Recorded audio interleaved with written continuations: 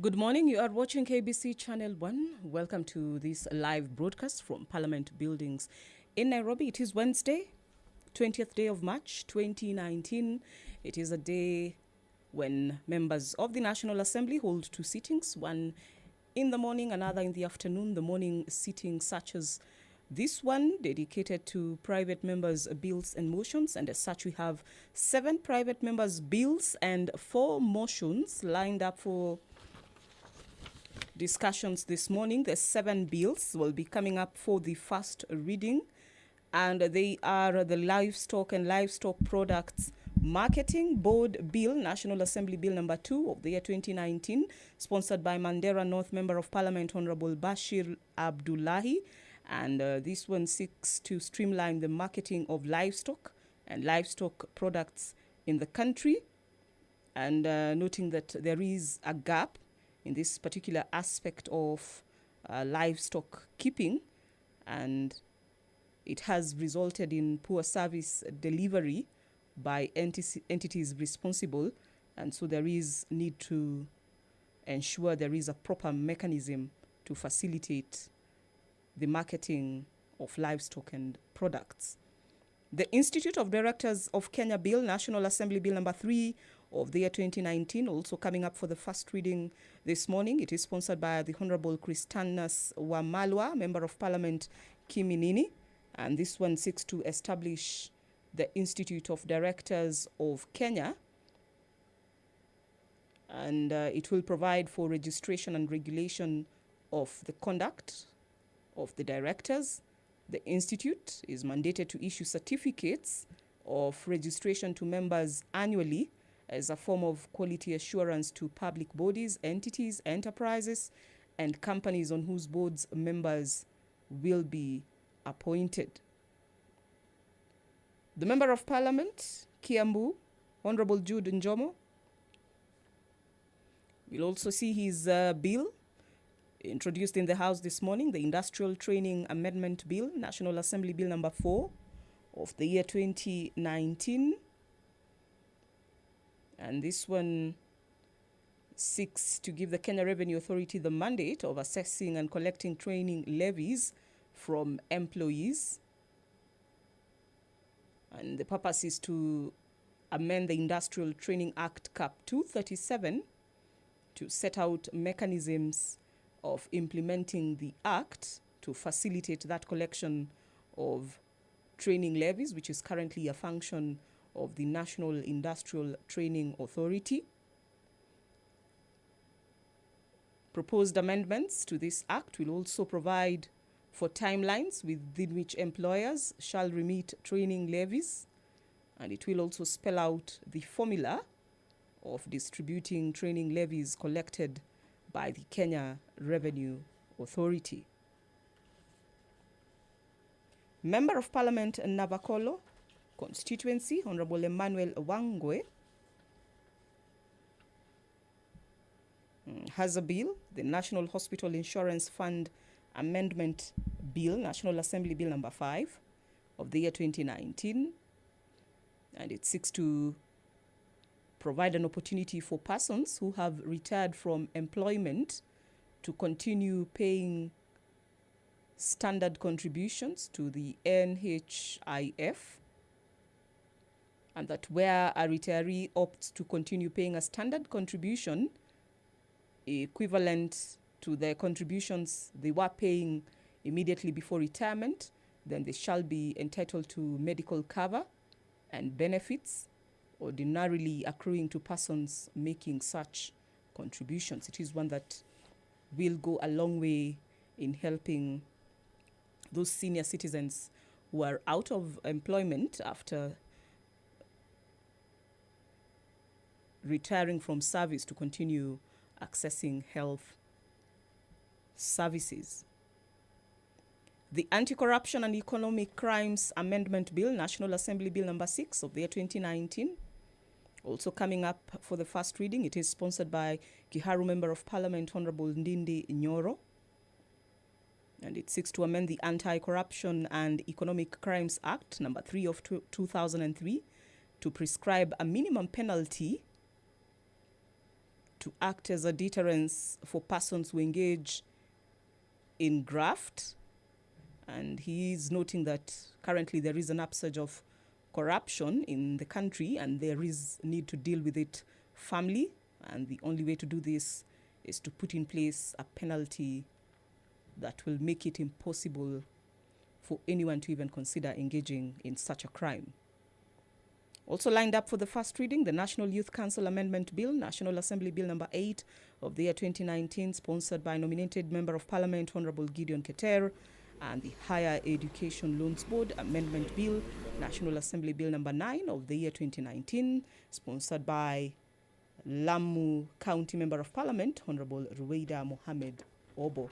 Honorable Ruweida will also have her motion on diagnostic testing, screening and treatment of diabetes in the workplaces and community settings considered for approval this morning by members of the National Assembly. It is a live broadcast brought to you by the Parliamentary Broadcasting Unit in conjunction with the Kenya Broadcasting Corporation.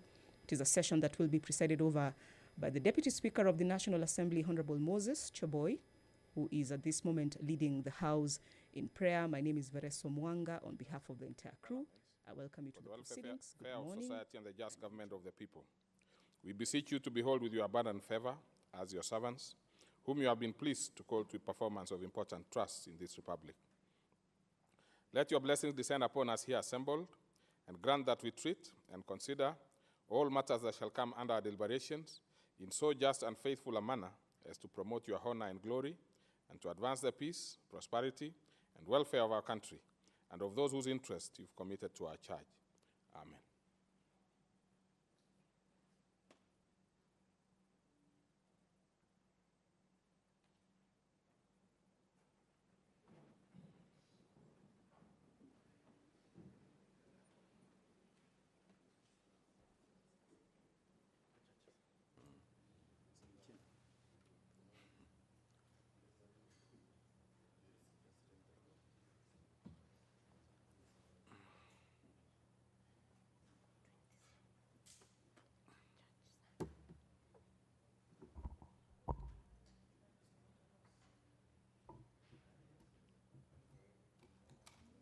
Other members, we don't seem to have the required quorum. Therefore, I order the bell to be rung for 10 minutes.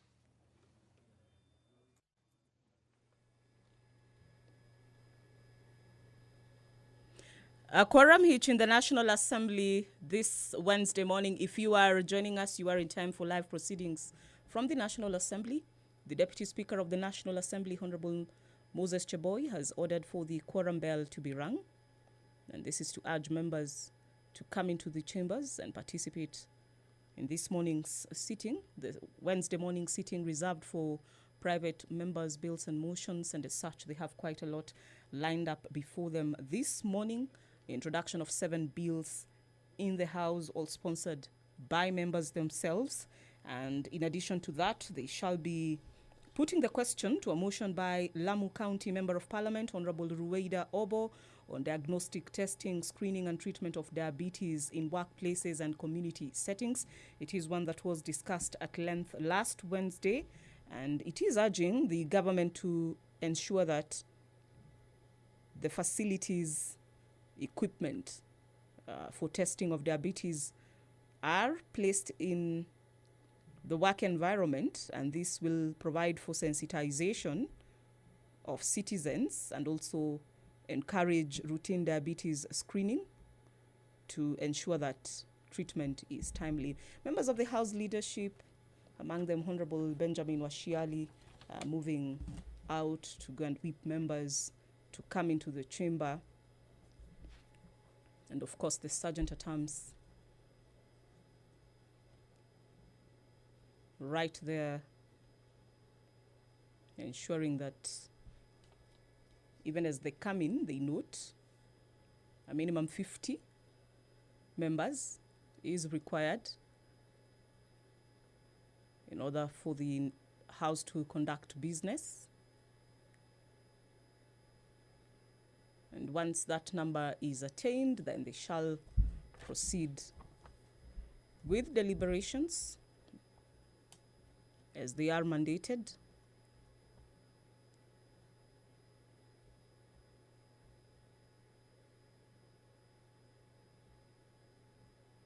Among issues they will be discussing are motions and even questions. They did introduce late last year question time, and there are 3 ordinary ones lined up this morning. This even as they expressed reservations by the pace at which their questions are being answered. They are directed to cabinet secretaries. This morning, the Member of Parliament, Butula constituency, Honorable Joseph Oyula Maero, will be seeking answers from the Cabinet Secretary for Interior and Coordination of National Government as regards offices at Butula Sub-County. Construction of the same commenced in 2015, and the Honorable Member argues that that particular building, works on it has stalled, and this is despite being adequately funded, and he will be seeking answers. Specifically, he wants to know whether the ministry has put in place measures to ensure construction of the said office block is completed without further delays. Member of Parliament, Nambale constituency, Honorable Sakwa John Bunyasi, will also be seeking answers from the Cabinet Secretary, Agriculture, Livestock, Fisheries, and Irrigation concerning the status of construction of the Lower Soy River Irrigation Project located in Malanga and Muikeno areas in Nambale constituency, and when it is expected to be completed. He also wants a list of farmers who have received compensation after being relocated to pave way for the project. This urgent at terms indicating that a quorum has been achieved, and we shall have confirmation from the Speaker.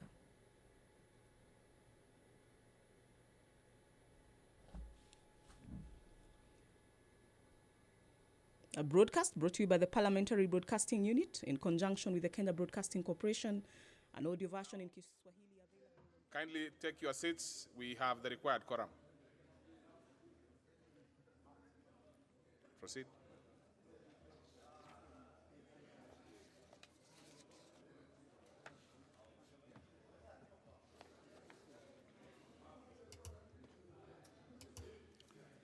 What is... See on anything? I don't see...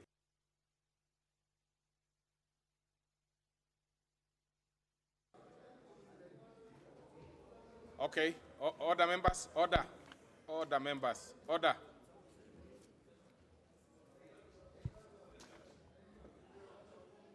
Order.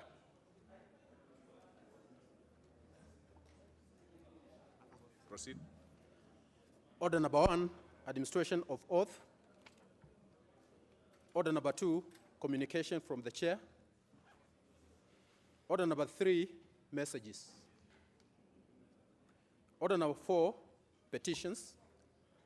That particular order, we have Honorable Brighton Yegon, member for Konoin.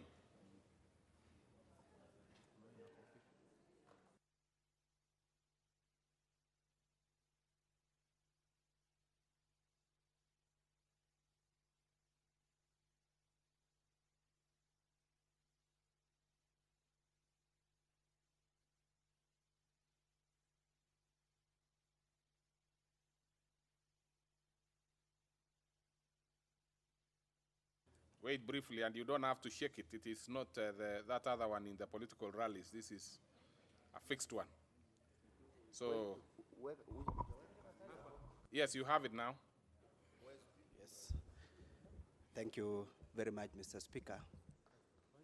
I'm presenting a petition, public petition, number 29 of 2018.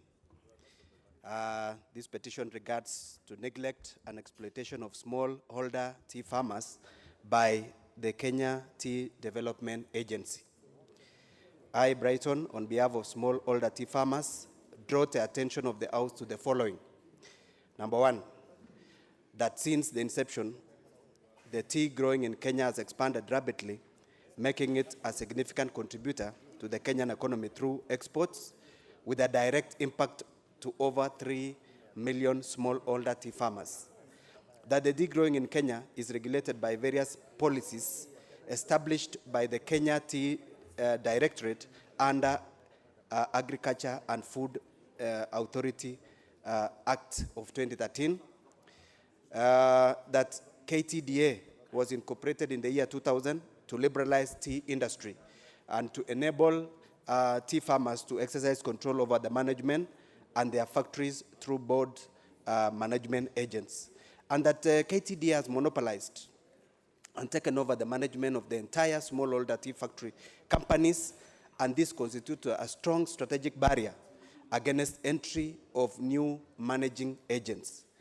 That KTDA sells tea produced by farmers on quarterly basis, but only declares one of bonus to farmers at the end of the year. That the current payment, monthly payment of 15 to 16 shillings per kilo is too low, and there is need for increment to 25 shillings per month. That deductions made from farmers for hydro power generation 4 years ago, but since to date, no hydro power generation plant has been put in place in the west of Rift. And that efforts to address the above grievances with the relevant smallholder have been actually futile. That the issues in respect of which this petition is made are not pending before the court of law and constitutional or statutory body.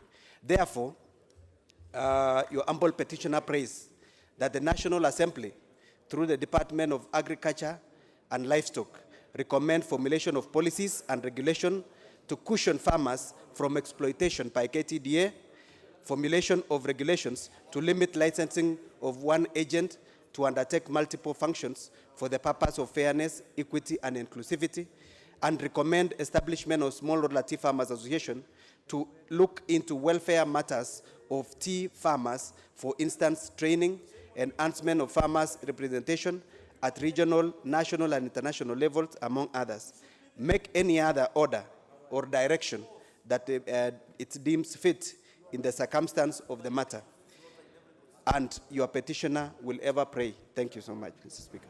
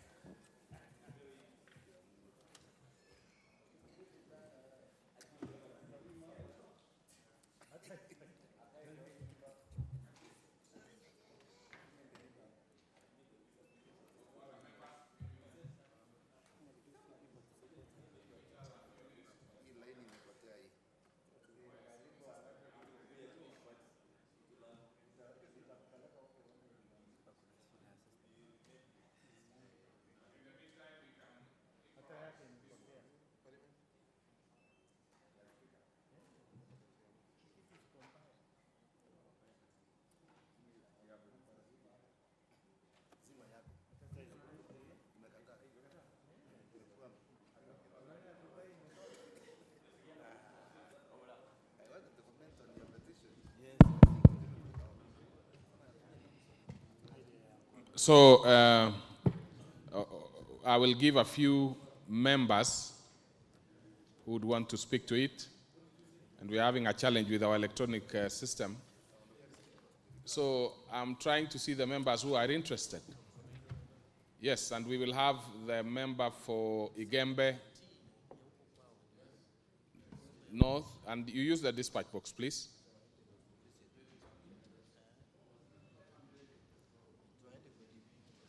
The petition is about the small-scale tea farmers, so I'm going to look out to those areas where there is a specific interest in that field.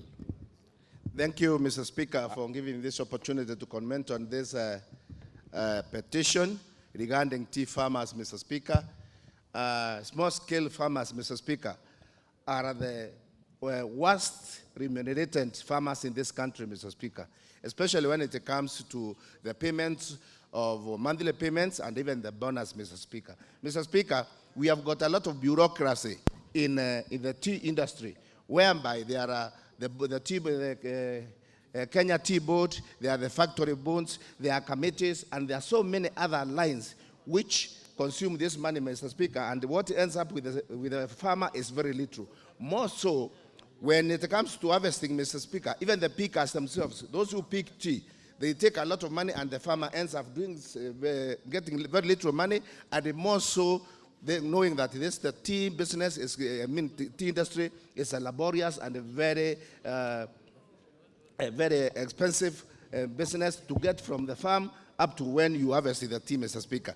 This one should be looked into with a view of trying to increase the remuneration of the tea farmers and especially the small-scale farmers. Thank you, Mr. Speaker. Well, next would be is that Honorable Chachu? No, that's not Chachu Ganya, of course. Chachu Ganya, I'm sure you are not interested in this one. The member who is just seated immediately behind you. I would be very surprised. But if I'll be very surprised.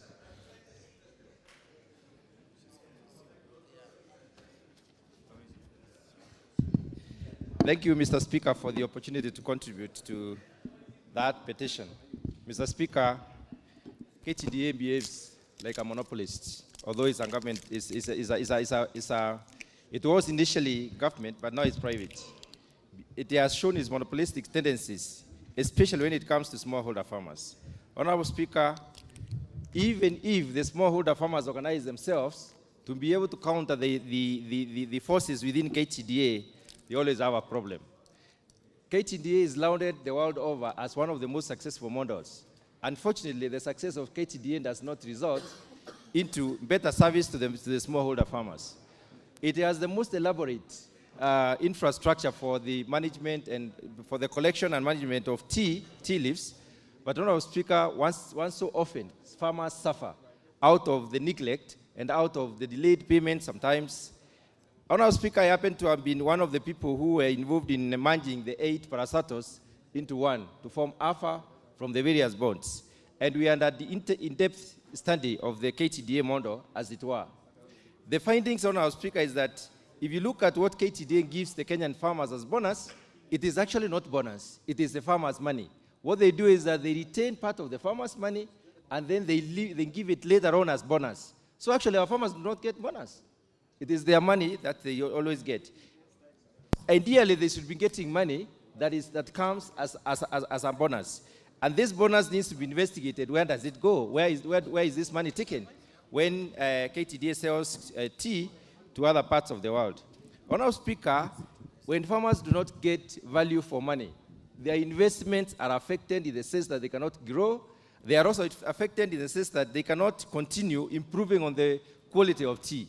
Kenya is lauded to have very high quality tea, although we do not have as much of in terms of returns to the investment. So, Honorable Speaker, this petition has come in the best time possible for us to be able to consider the issues that are therein, and therefore call upon the relevant ministry, Ministry of Agriculture, Livestock, Fisheries, and Irrigation, to look into the KTDA and assess whether KTDA is the best way we should be able to go, or we should have a better open way of doing business.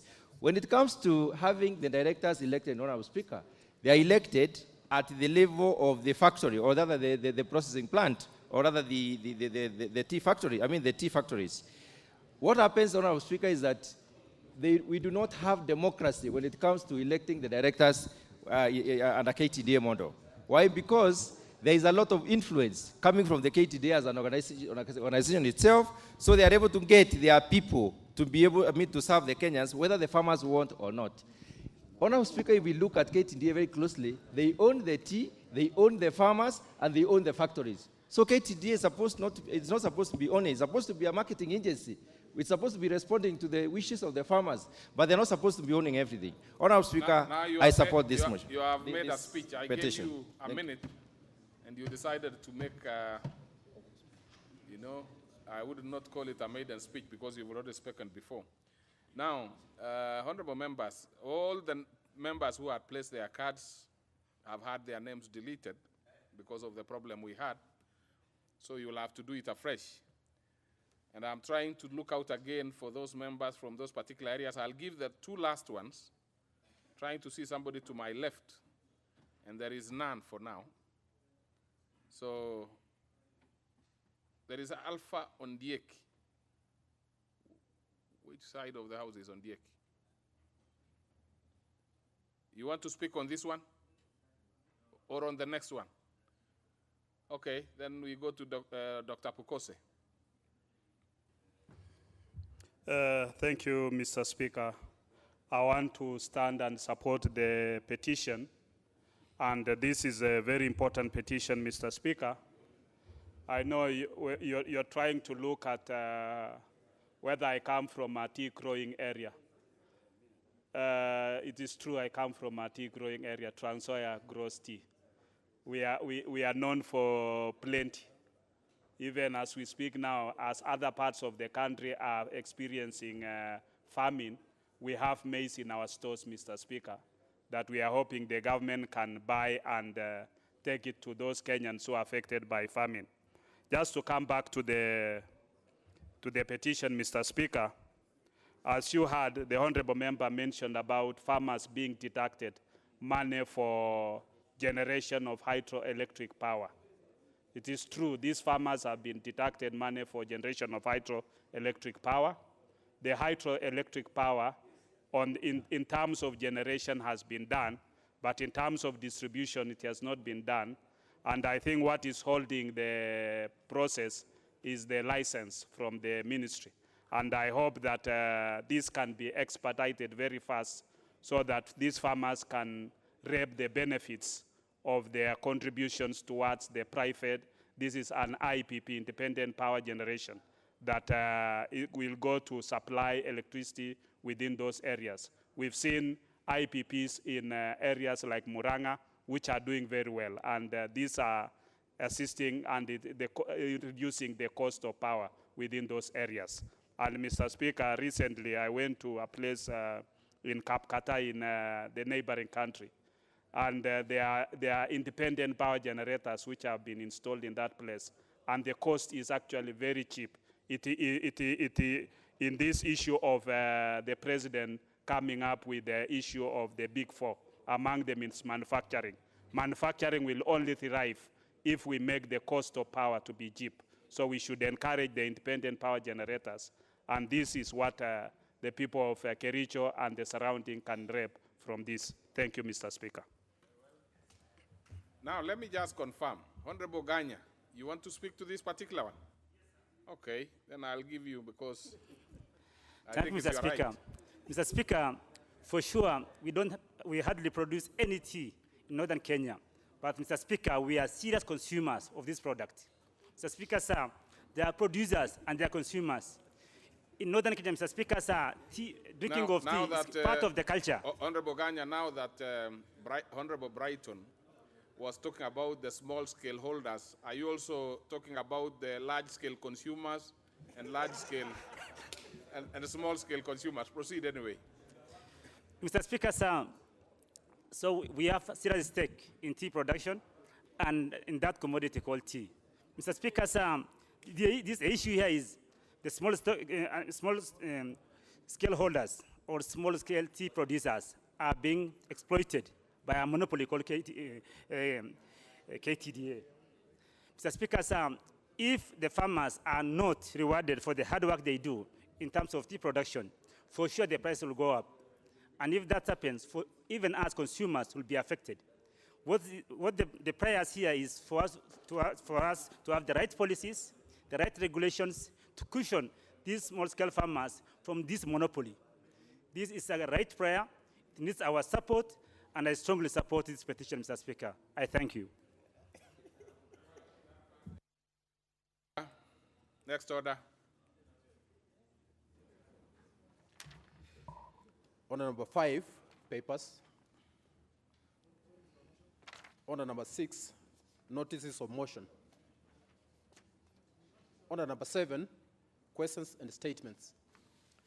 Well, before we get into that particular order, I want to recognize in the public gallery the students from the Daystar University. I think specifically from the Langata constituency, yes. And also students from Blessed Pavel Academy, Catholic Primary School, Kasarani, Nairobi. And on questions and statements, we have 3 questions. We'll start with the member for Suna West, Honorable Masara. Honorable Masara.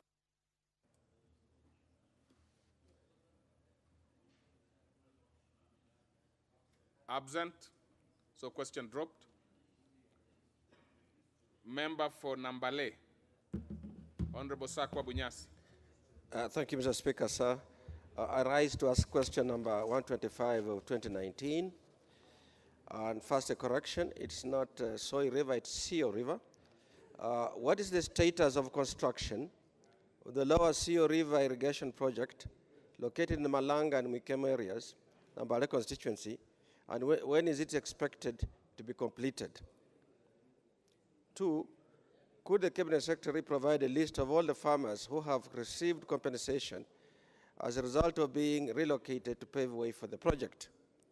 And 3, what measures is the ministry undertaking to compensate all affected farmers? Thank you, Mr. Speaker, sir. Very well. That one will be replied to before the Departmental Committee on Agriculture and Livestock. Honorable Vincent Kemosi Mogaka has requested that his question be deferred, and I so order to the next sitting. Next order. Order number 8, motion.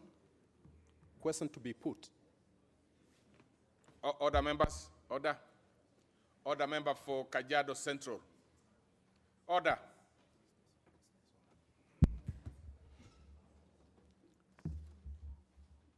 This one had been finalized, and I can confirm that we have the required quorum, and I therefore put the question, which is aware that the prevalence of diabetes in the country has been on the increase, with approximately 458,900 cases reported in Kenya, according to International Diabetes Federation report of 2017, representing 2% of the total adult population. Deeply concerned that many people with diabetes continue to lose their lives each year due to lack of awareness of the disease, inability to afford management of the condition, and expensive medication, noting that people living with diabetes can live longer and lead comfortable lives if they receive the right medical care and support to help them manage the disease. Further noting that there remain inadequate funding for implementation of effective strategy for prevention, detection, and management of diabetes, thus hindering Kenya's achievements of Sustainable Development Goal 3 and Vision 2030, recognizing the importance of early diagnosis of diabetes, aiding treatment and monitoring treatment progress, monitoring recovery and preventing life-threatening and expensive complication, this House urges the government to institutionalize diagnostic testing of diabetes in workplaces and community settings, provide for education, prevention, and subsidize routine diabetes screening and treatment, and put in place measures to ensure an effective diabetes care system at all levels of health care. Will as many as of that opinion say aye? Aye. Many as of a contrary opinion say nay? The ayes have it. Next order. Order number 9, the Livestock and Livestock Product Marketing Board Bill, National Assembly Bill number 2 of 2019, first reading. And a bill for an act of parliament to establish the Livestock and Livestock Product Marketing Board and for connected purposes. Order number 10, the Institute of Directors of Kenya Bill, National Assembly Bill number 3 of 2019, first reading. Order. What's your point of order, Honorable Majority Whip?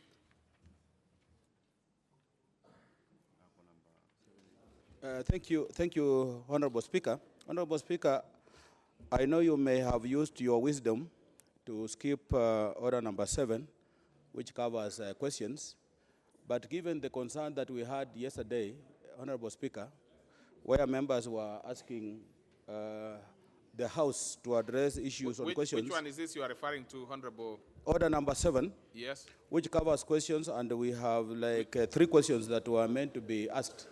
Yes. In this session. They were asked. They were asked for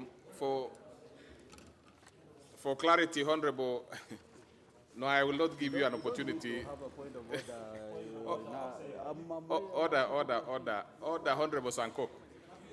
No, order. He has made a perfect observation, which I have to answer. What happened, and the reason why you probably missed it, is that there were only 3 questions. Of the 3 questions, one of them was dropped because there was no member to ask. The second one was asked by Honorable Bunyasi. And the last one was deferred because the member is out of town and has notified the Speaker. So that is that is the position. Yes. And I know you have been sitting very keen many of these days, but I know you are being distracted by a medical consultant. So let's proceed. Let's proceed.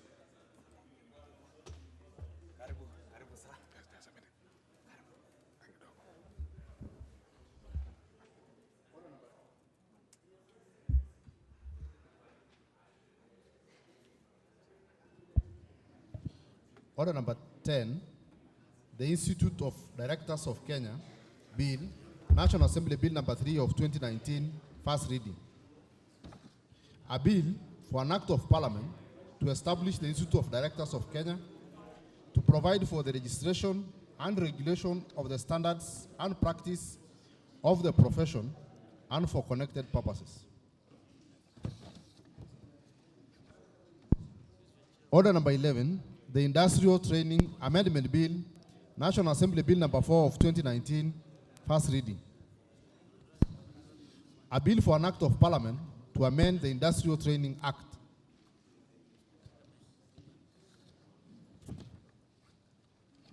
Order number 12, the National Hospital Insurance Fund Amendment Bill, National Assembly Bill number 5 of 2019, first reading.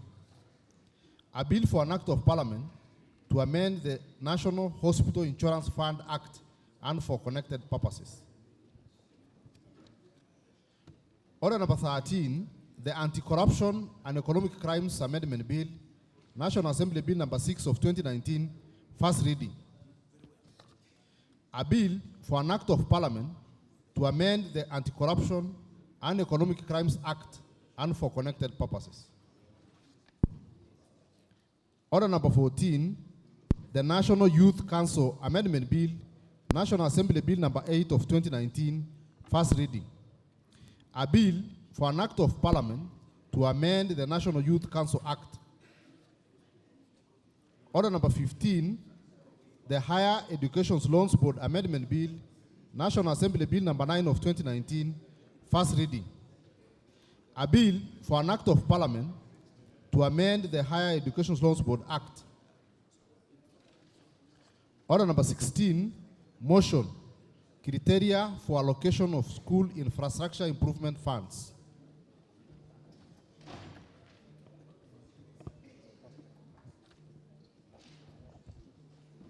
Honorable members, that one is going to be moved by Honorable Omboko Milemba, and I hope you are prepared. I'm not so sure if that microphone is working, so you'll have to go to the dispatch box. It is not working. So you will use that one, which in the olden days was reserved for ministers.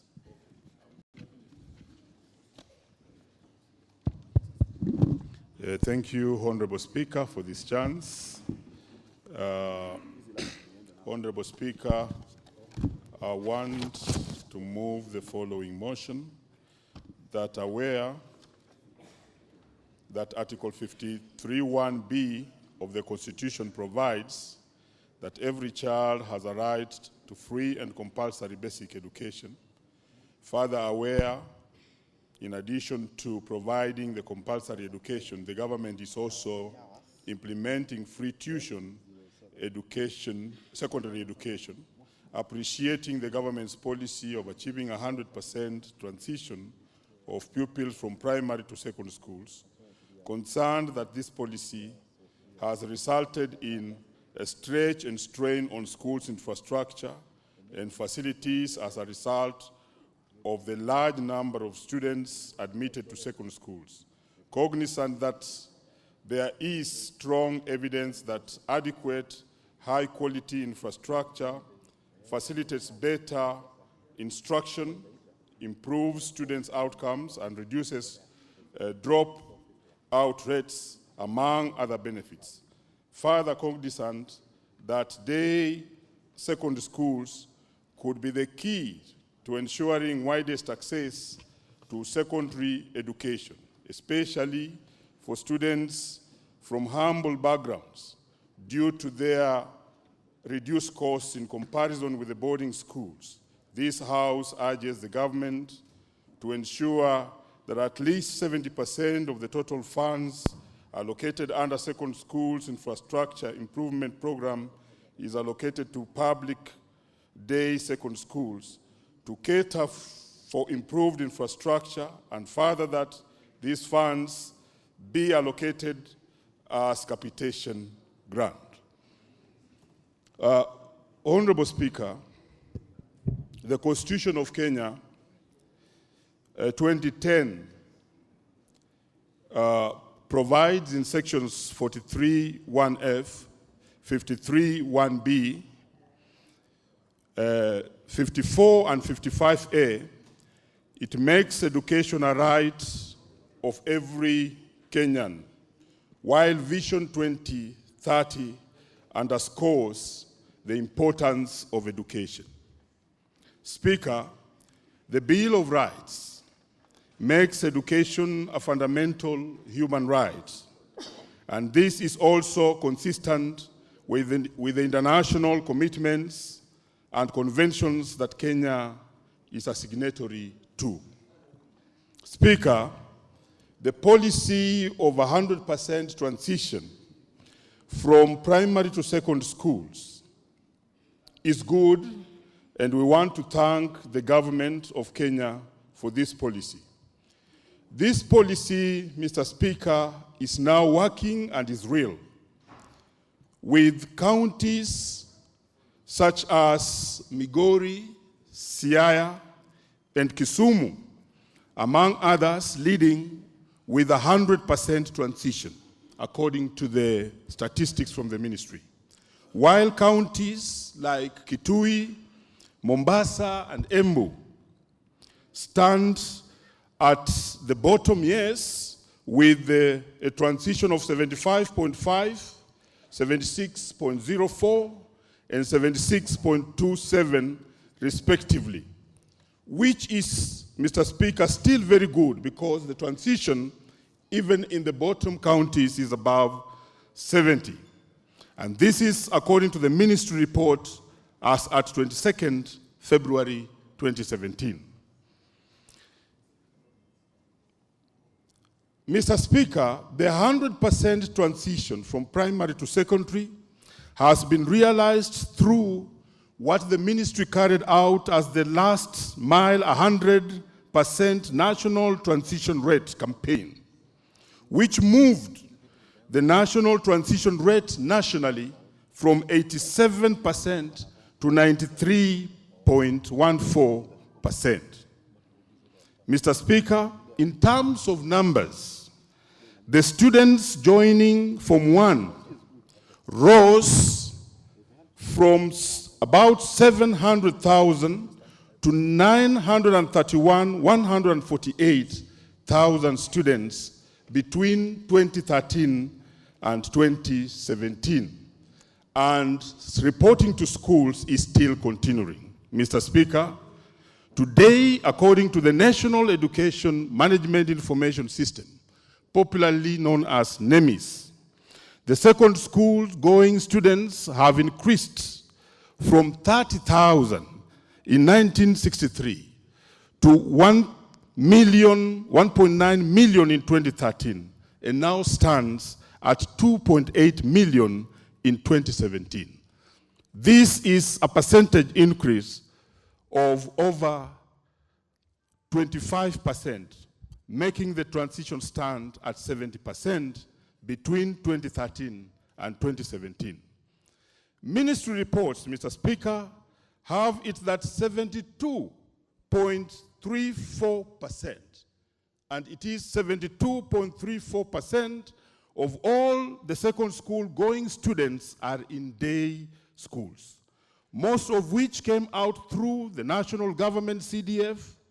Mr. Speaker, these schools are seriously lacking basics like laboratories, classrooms, computer laboratories, administration blocks, dining halls, among other facilities, including toilets, and so on and so forth.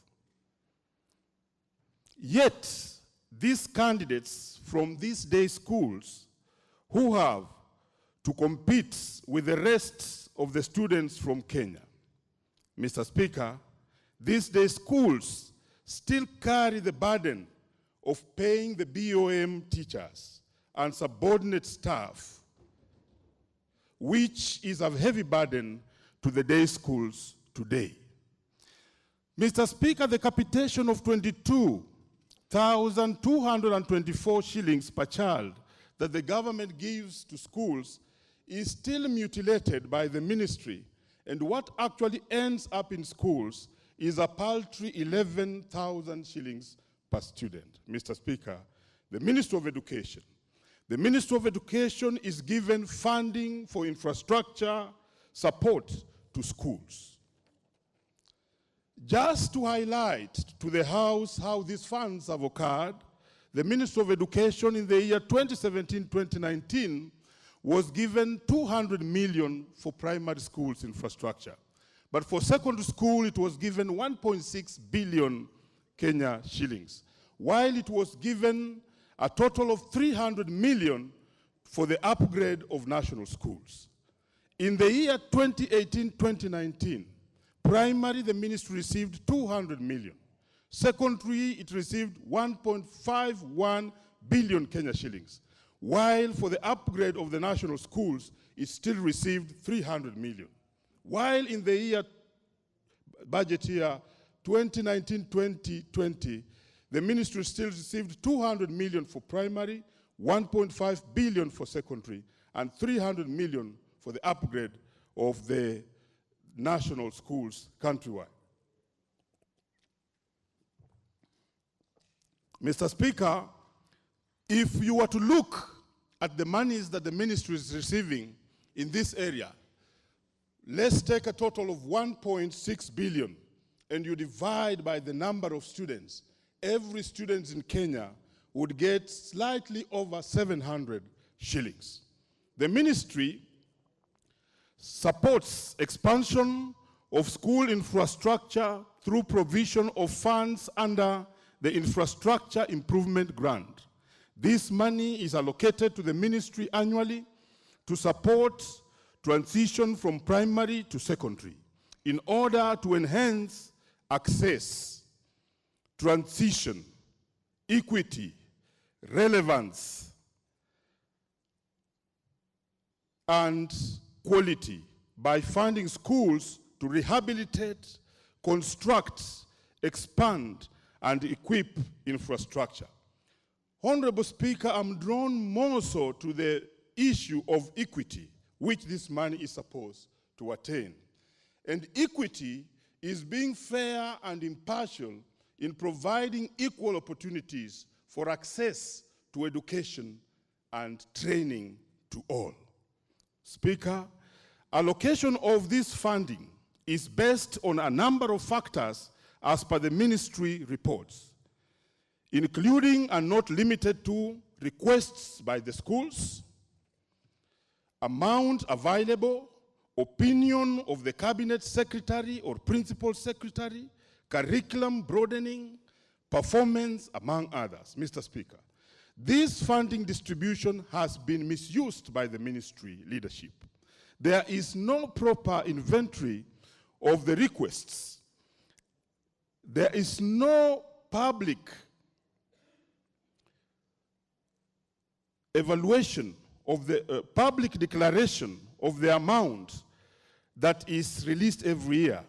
And there is no public report on how the funds are distributed annually in the schools or the sub-counties, the counties or the regions. Mr. Speaker, some schools get as high as 63 million Kenya shillings in a year. And the following year, they would receive another 13 million. While other constituencies will receive as low as 8 million per year, depending on the leaders at the ministry. Speaker, this is neither promoting equity or equality as was originally intended. Some principals of schools have to use unorthodox means to get this funding. And sometimes honorable members, MPs in this house, have to go begging if they have to get funding. In essence, this distribution mode, Honorable Speaker, is leading to corruption activities within the ministry. Speaker, to sanitize distribution these funds, I want to ask this House to urge the ministry to allocate 70% of these funds to the day schools, which are hosting over 72% of all the students in the secondary schools. I also want to ask this House to urge the ministry to allocate this money as per capitation grant per student. Mr. Speaker, this will remove the issue of patronage by principals, by individuals, by members of parliament to the ministry in order to get this funding. That, Mr. Speaker, an inventory of requests and a list of distribution be published publicly to promote not only equity, equality, but also transparency on how these amounts are distributed.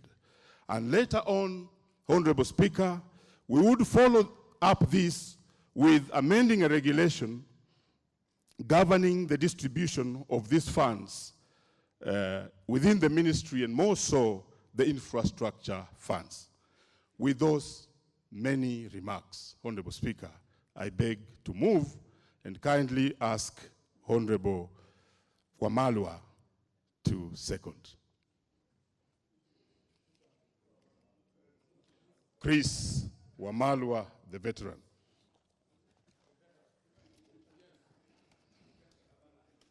You see, there are titles which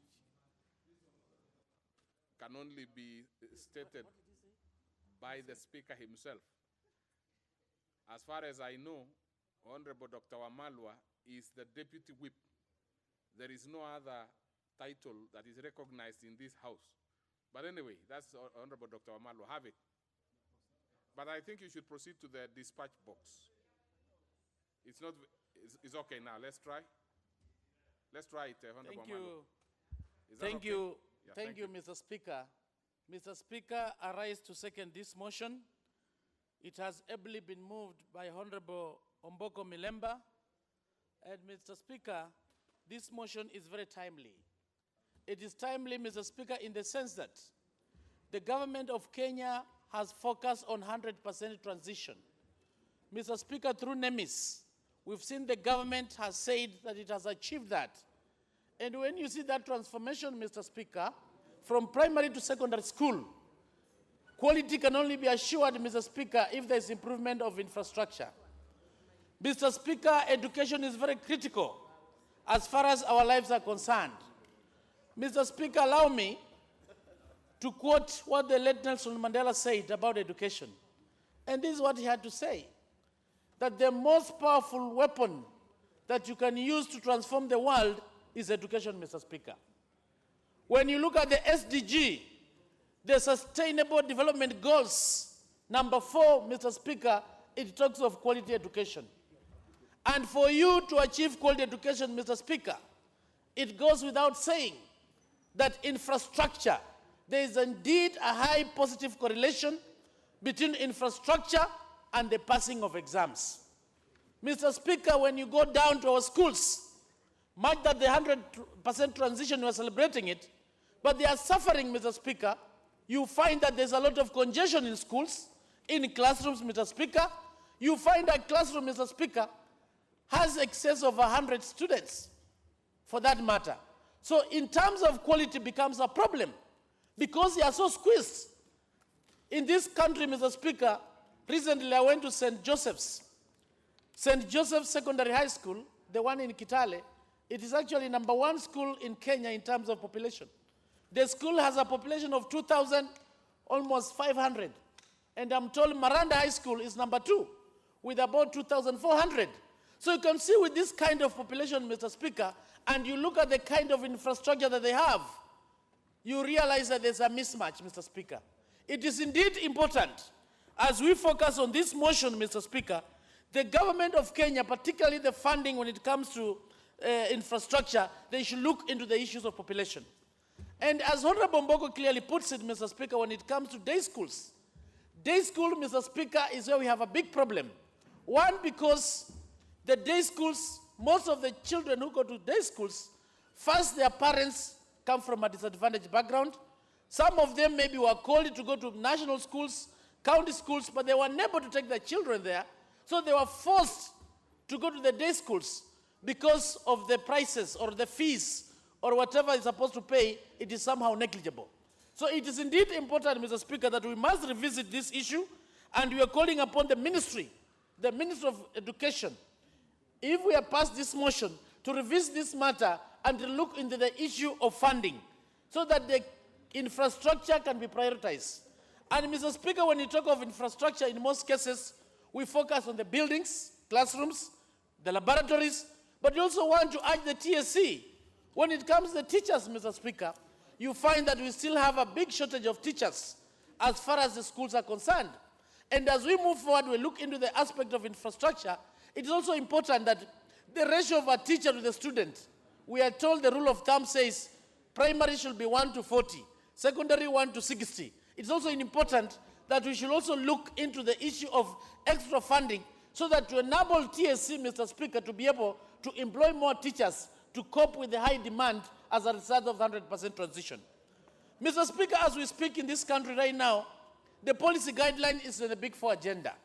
We are talking about the issue of housing, the issue of manufacturing, the issue of universal health care, and the issue of food security. All this Big Four agenda, Mr. Speaker, can only be achieved if we can be able to manage the enabler. And in this case, the education is the enabler of the Big Four agenda. So it is indeed important when it comes to the issue of education, we should give it a priority.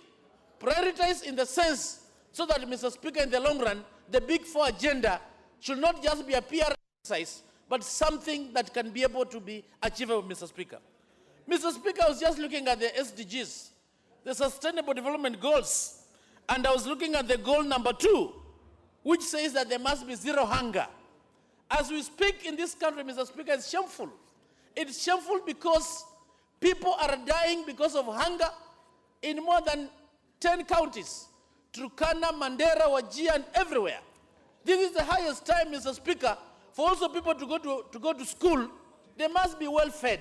It is important, Mr. Speaker, that we must have a collaborative approach so that we can have a clear framework so that we can be able to achieve what our goals are. We should not come up with goals, Mr. Speaker, and we have no clear framework of achieving this. It is shameful.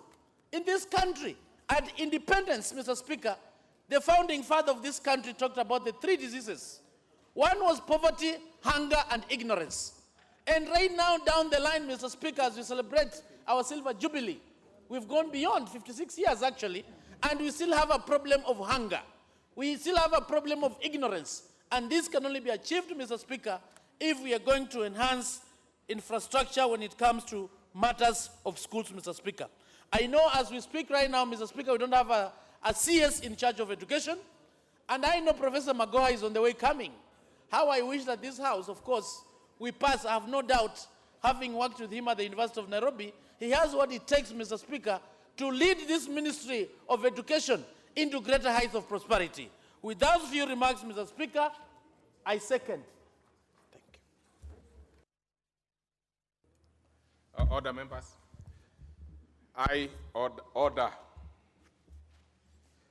I propose a question which is aware that Article 53(1)(b) of the Constitution provides that every child has a right to free and compulsory basic education.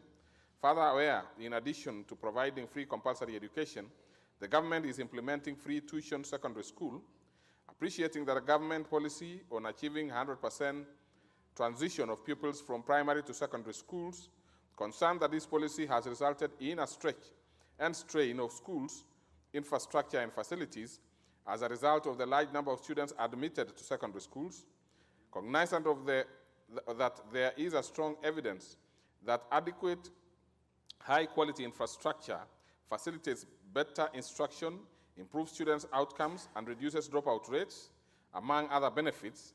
Further cognizant that the day secondary schools could be at the key to ensuring widest access to secondary education, especially for students from humble backgrounds, due to their reduced cost in comparison with boarding schools, this House urges the government to ensure that at least 70% of the total funds allocated under secondary schools infrastructure improvement program is allocated to public day secondary schools to cater for improved infrastructure, and further that these funds be allocated on as capitation grant. Top on the list is Honorable Rahim Dawood. Sorry. Thank you, Mr. Speaker. Mr. Speaker, from the outset, I want to join Mheshimiwa Omboko in this timely motion. Mr. Speaker, I wish this motion had resolves instead of urges. Mr. Speaker, you're aware that when a motion comes with urges, it is at the whims of the government to implement or not. But Mr. Speaker, that being the case of this motion, I believe that we need to have more funds going to day schools and even boarding schools. There is a lot of funds, Mr. Speaker, which remains at the whims of the technocrats at Ministry of Education. Like, Mr. Speaker, there are some schools which in the last 1 or 2 years were given over 100 million shillings for infrastructure, and there was no criteria how they were being given over 100 million shillings going to those schools, because they probably knew somebody higher up in the Ministry of Education. So that's how they could get that money to those schools. And we are not even sure whether that over 100 million, where exactly it went to those schools. And Mr. Speaker, when we are being told that over 72% of enrollment in secondary schools is for day schools, then I wonder, why do we not concentrate on the day schools? Mr. Speaker, we have a problem with our day schools, that we are talking about free secondary education, and then we are even charging the students for lunch fees and other fees. We are wondering that there's many students who go to day schools because they could not afford to go to boarding schools. And then they're being chased away even from those day schools because they cannot pay the fees for the lunch. And many schools, Mr. Speaker, have not got a standard figure for charging lunch money. And many schools charge more than what people can afford. So, Mr. Speaker, I believe that we need to put more funds into day schools, and we need even to pay funds for food, and we need to provide all schools, secondary schools, so that we can get the transition.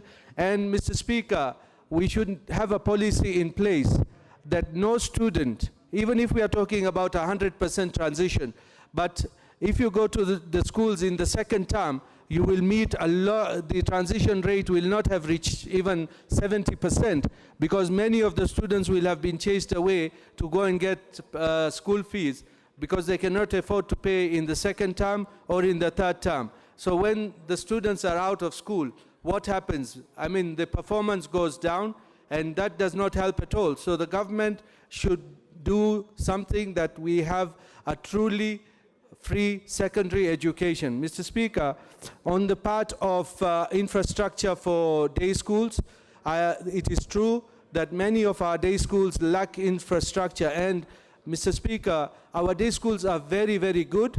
In some cases, they even outperform the boarding schools, and I believe we should have enough infrastructure in the day schools so that we can get proper learning, and as well as we get proper performance. Mr. Speaker, we need to rein in the technocrats at Ministry of Education. They need to tell us what is the criteria they use in allocating some schools more money than others, and those special funds. We need to know each and every constituency what funds have been allocated to our schools, because many a time, Mr. Speaker, 2 years back, there were funds which were removed from the NGCDF and were taken to the Ministry of Education. And Mr. Speaker, when they were taken there, the schools did not even think that that money came through the NGCDF, although it was being disbursed through Ministry of Education. And at the end of the day, when we go to the constituency, we are told this money is from Ministry of Education and not from the CDF. So, Mr. Speaker, if there is a case like that, we need that money to go to the NGCDF so we can distribute it accordingly where need arises, but not from the Ministry of Education. We do not let the technocrats handle it, because when they do, we have a big, big problem with that. Mr. Speaker, it is a good thing that we are getting the 100% transition. In my constituency, I'm about 90–95%, but the people who are in the class, they cannot even learn. When you get 100 students in a class of 40 students, I believe we are not getting value for money, and we need to create more classes. We need to do a lot of more infrastructure. And with that, Mr. Speaker, I thank you and I support this motion, and I wish we can do it instead of urges, it becomes resolved if the motion can be amended in that form. Thank you, Mr. Speaker.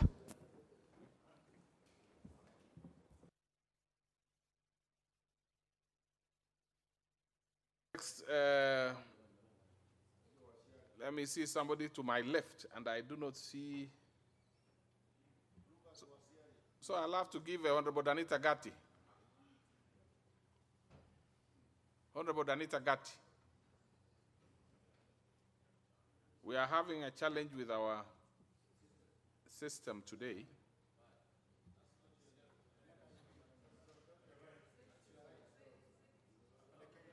Do I go? Okay.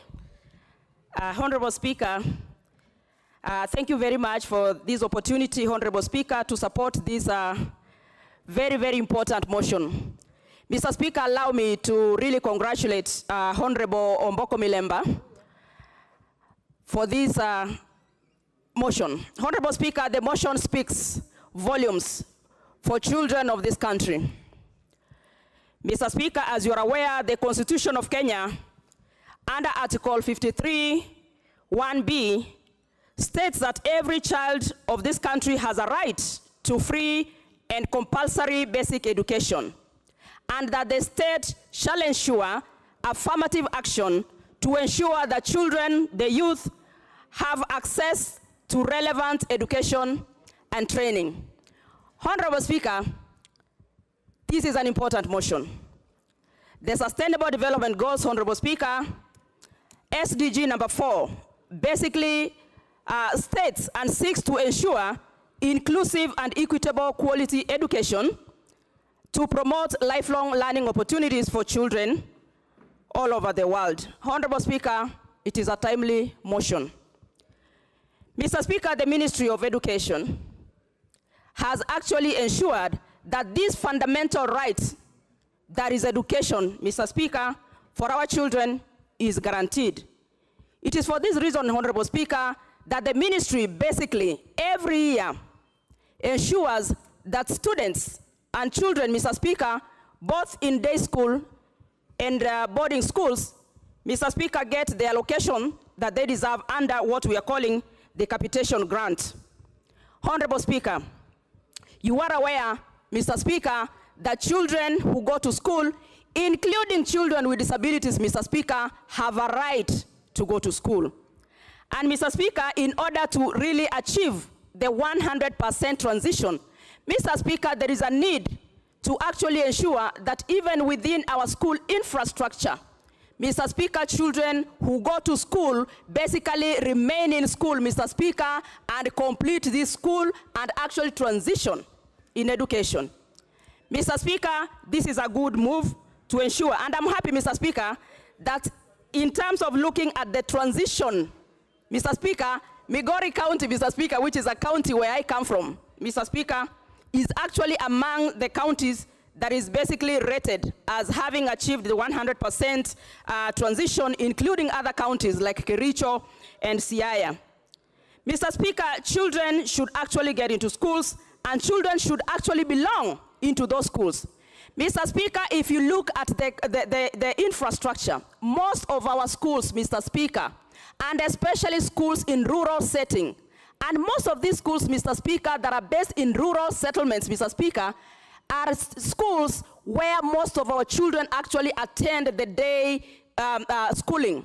They leave home in the morning, they go to school, they learn at school, and they go back home, Mr. Speaker. Because of the levels of poverty that we have, parents prefer their children to actually do the day schooling.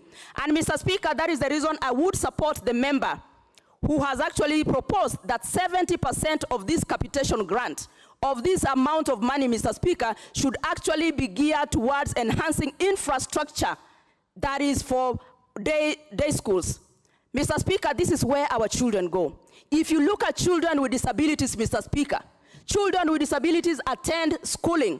And Mr. Speaker, children with disabilities in this country and all over the world are usually the first children. They are usually, Mr. Speaker, the last children to get into a classroom. Children with disabilities. They are the last to get into a classroom, and they are usually the first to drop out of school.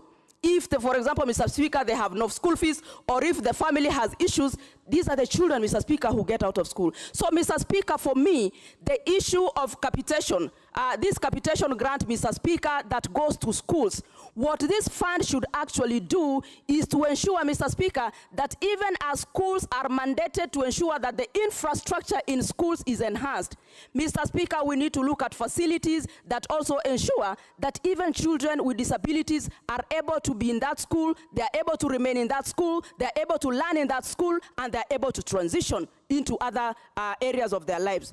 Mr. Speaker, if you look at infrastructure development, which is usually, Mr. Speaker, the aim of this grant is actually to enhance infrastructure, to enhance issues to do with sanitation. Mr. Speaker, if you look at sanitation facilities in our schools, these toilets, Mr. Speaker, these bathrooms, Mr. Speaker, you will realize that some of these toilets and other infrastructure that are supposed to be enhanced by this funding, Mr. Speaker, does not take into account the other parameters, including what I'm talking about, children with disabilities. And that is why, Mr. Speaker, if you look at a school, a day school, Mr. Speaker, you will find that even when you look at infrastructure, how on earth, Mr. Speaker, can you find a toilet, for example, in a school, and you find that if it is a toilet for children with disabilities, you will find that this toilet is a unisex toilet.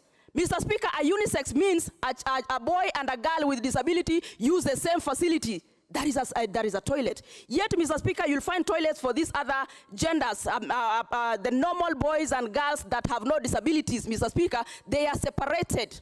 So, Mr. Speaker, those are some little discriminations that this fund should seek to tell us how on earth it can actually put issues like that together. Infrastructural challenges need to be addressed. Looking at the issue of sanitation facilities, Mr. Speaker, the Ministry of Education should also look at that. Where do children who have disabilities, why do children with disabilities share toilets, even in schools, Mr. Speaker? It is extremely wrong. It is dehumanizing.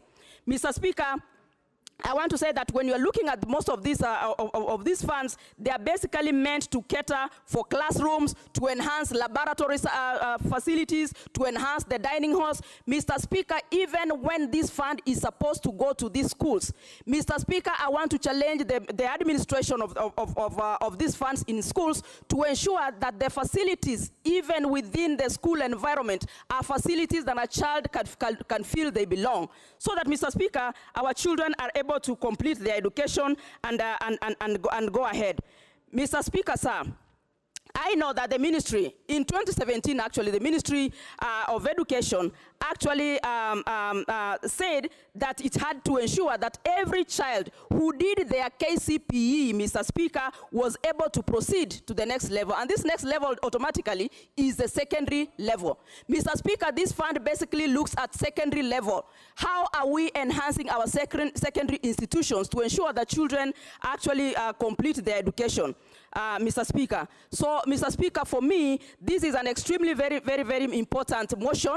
And Mr. Speaker, because most of our children actually belong to the day schools, Mr. Speaker, we need to ensure that those children who utilize day secondary education, secondary schools, Mr. Speaker, are the ones who basically need to really get a lot of these funds so that they are able to ensure that they go. Currently, Mr. Speaker, every child who is at school, according to the ministry, gets about 22,000. That is what is the capitation grant, that every year that child gets 22,000 or thereabout to actually complete education in terms of enhancing those facilities within the school environment where these children basically need to complete. So, Mr. Speaker, I think for me, because this is an extremely indispensable tool in terms of achievement of SDGs. It is a motion that has come at the right time, and Mr. Speaker, you can see the House is full, and the House is basically very passionate about how do we enhance education. And as we think education, Mr. Speaker, I want to have a rallying call in this House so that when we are talking about improving infrastructure at schools, we are also keeping in mind that children with disabilities also attend schools.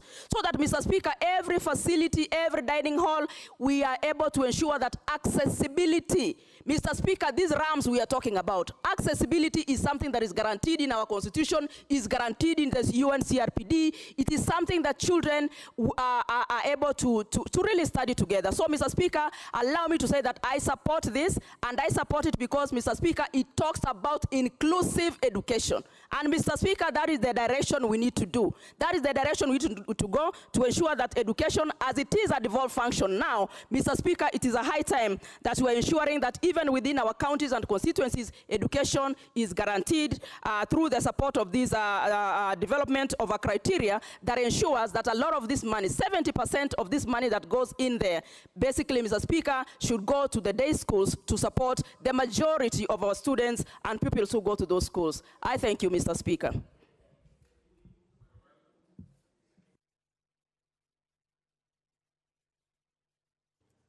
Honorable Memusi Kanchori.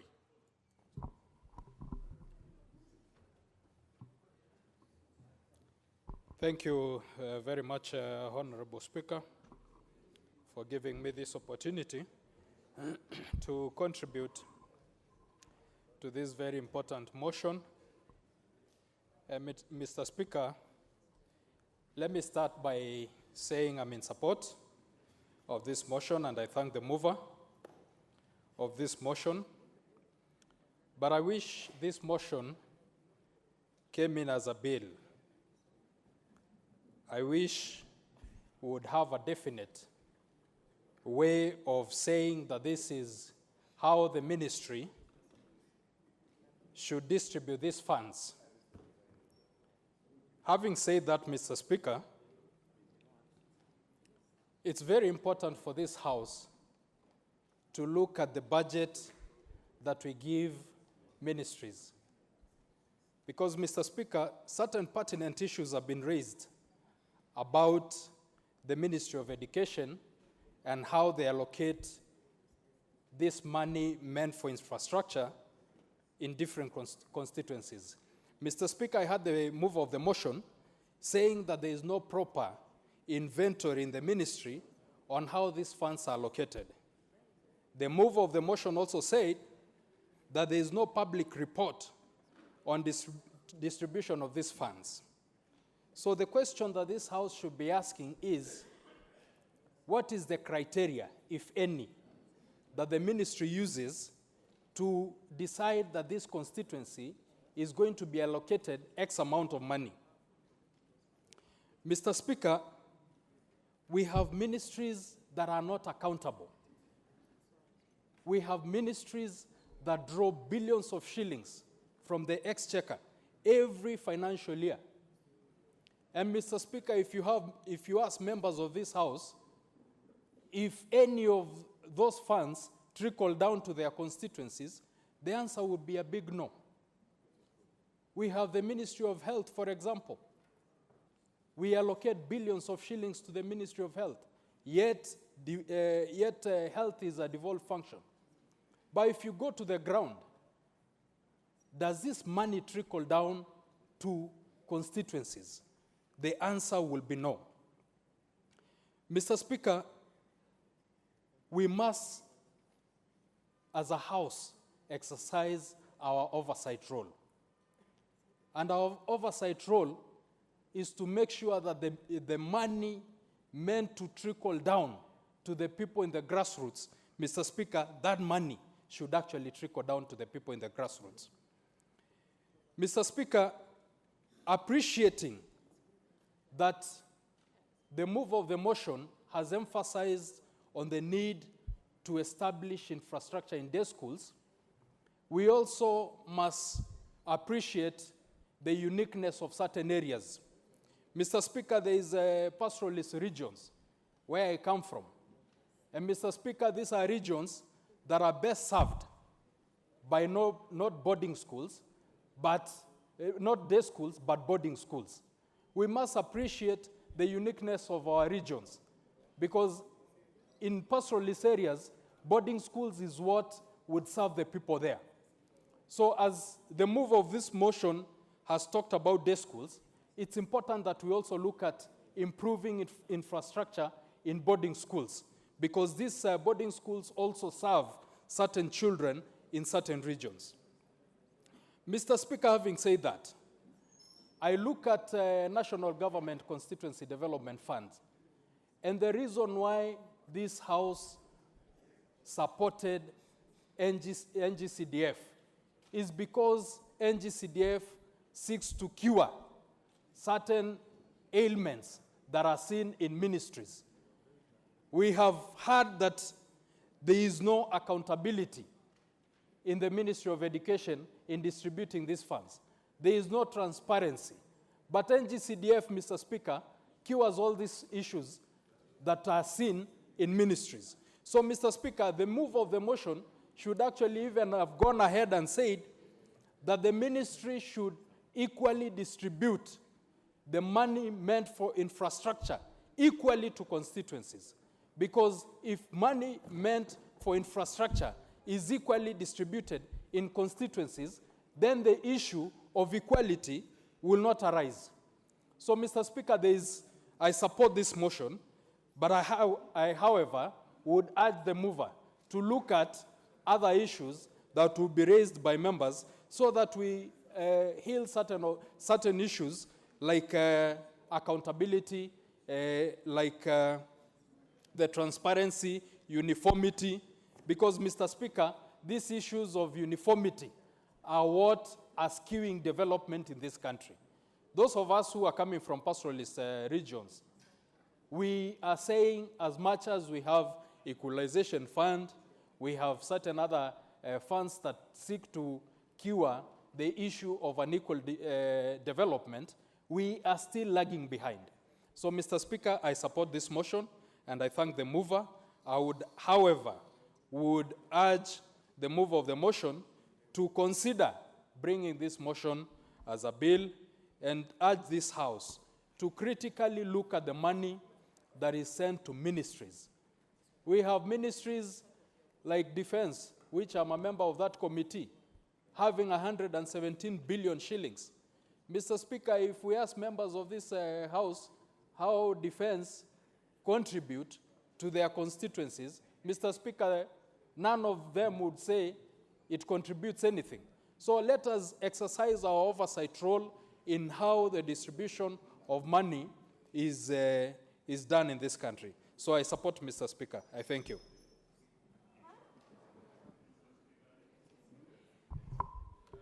Next will be Honorable Jimmy Nuru Angwenyi.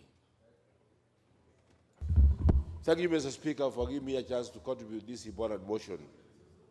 Mr. Speaker, I believe that this motion has started a journey of law on this infrastructure funding. That after we approve this motion, that the member concerned, whom I thank very much, will bring a bill so that you can enact a law on infrastructure funding. And you can see, Mr. Speaker, this is the value of having professionals in this House. This is a professional educationist, and you can see what is contributing to, on this motion. Mr. Speaker, we give Ministry of Education some of the largest portion of our budget. But they are not accountable to us, it looks like. For example, if they want to distribute this amount of money for infrastructure funding, they can give it through CDF. The CDF, there's evidence that CDF has really contributed a lot on education.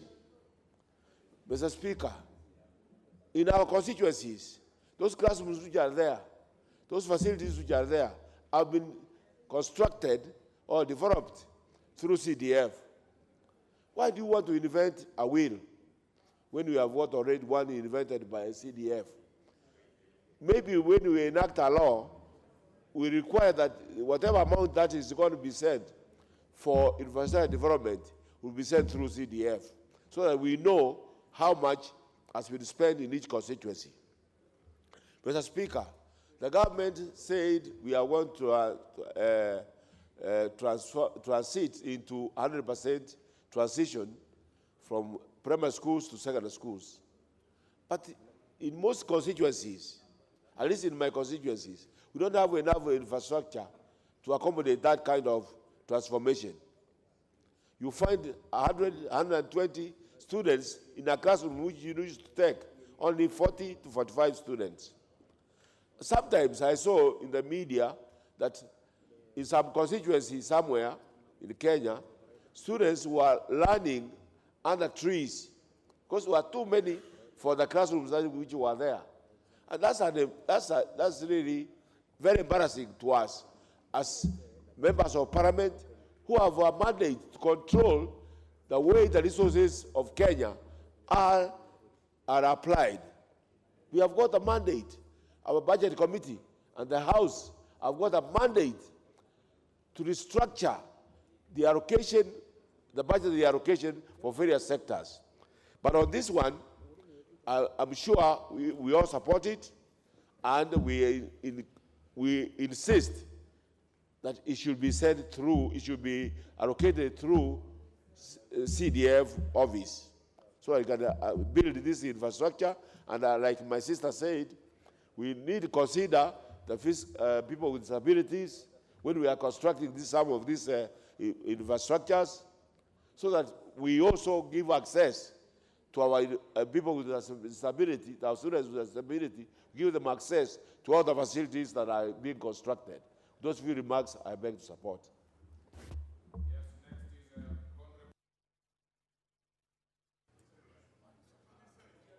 Which side? Thank you very much. Okay, I will give two, don't worry. And I've given, by the way, honorable members, you know the proposer and seconder came from that side, and I've given two.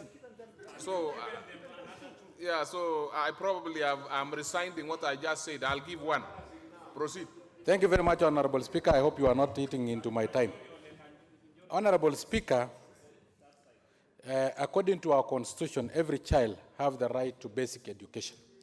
Honorable Speaker, and this motion is very timely And I start by thanking Honorable Mlema Omboko for actually bringing up this motion. And as Honorable Kanchori has said, it is good if we can think of ways of making it into a bill, and that we should not be urging the government, we should actually be resolving as a House, so that, Honorable Speaker, we turn this 100% transition into a reality. Not only something that is in policy, in paper form, but something that will be on the ground and will be a reality. Honorable Speaker, and this policy should target an inclusive education. Education where all our children are accessible to. Honorable Speaker, if you think of inclusive education and 100% transition, let us also think of policies that target children with disabilities, Honorable Speaker. Honorable Speaker, we should target children with disabilities, categorize them, identify them where they are, so that when you are talking of 100% transition, then we are all inclusive and all of us are transiting, Honorable Speaker. Honorable Speaker, because you let us think of a child with disability on a wheelchair, Honorable Speaker, transiting into a day secondary school in that remote area of Marsabit. In that remote area. Hold it there a little. Just to, there is some decision I had made which I want to resign. I have been convinced by Honorable Masara about the reason why he was not present to ask his question. So his question will be asked in the afternoon.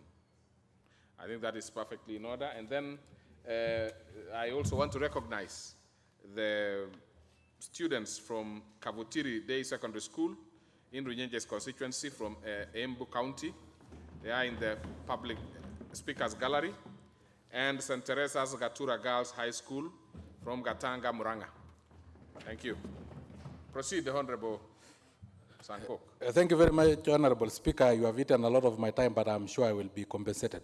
Honorable Speaker, so what I was saying is that think of children transiting to secondary school and that child on a wheelchair transiting into a day secondary school in that remote area in the pastoralist region, in that remote area where there is wildlife, human conflict, Honorable Speaker. You can think of that child traveling to 2 kilometers on a wheelchair in that harsh terrain. It is almost impossible. This child will have to drop out of school.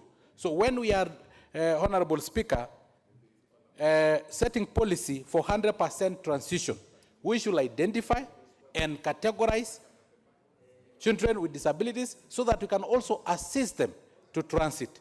Honorable Speaker, I've had schools, because of this policy of 100% transition, having a classroom with 100 students, Honorable Speaker.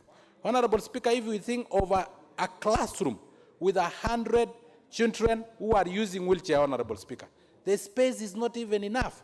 It will not be possible to accommodate 100 wheelchair users in one classroom, Honorable Speaker. So when we are thinking of infrastructure, let us also think towards infrastructure that are accessible to children with disabilities, Honorable Speaker.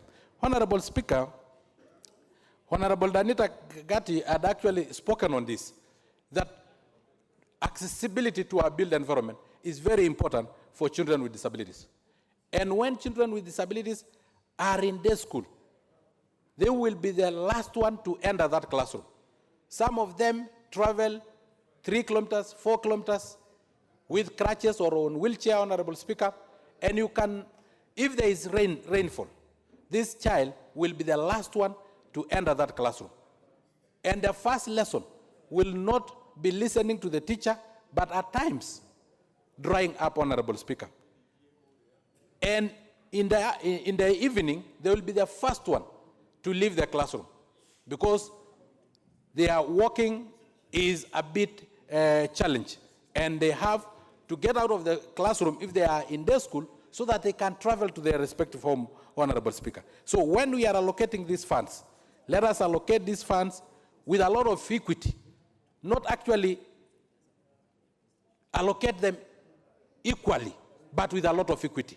taking into consideration into special schools if they are there. Although nowadays in this country, we advocate for integrated school, but also integrated system of education have limitation because there is some integration that our disability cannot allow us to be integrated into other, in the normal system of education. But where it is possible, like those physical disability, person with albinism, then we should advocate for integrated kind of system of education, Honorable Speaker.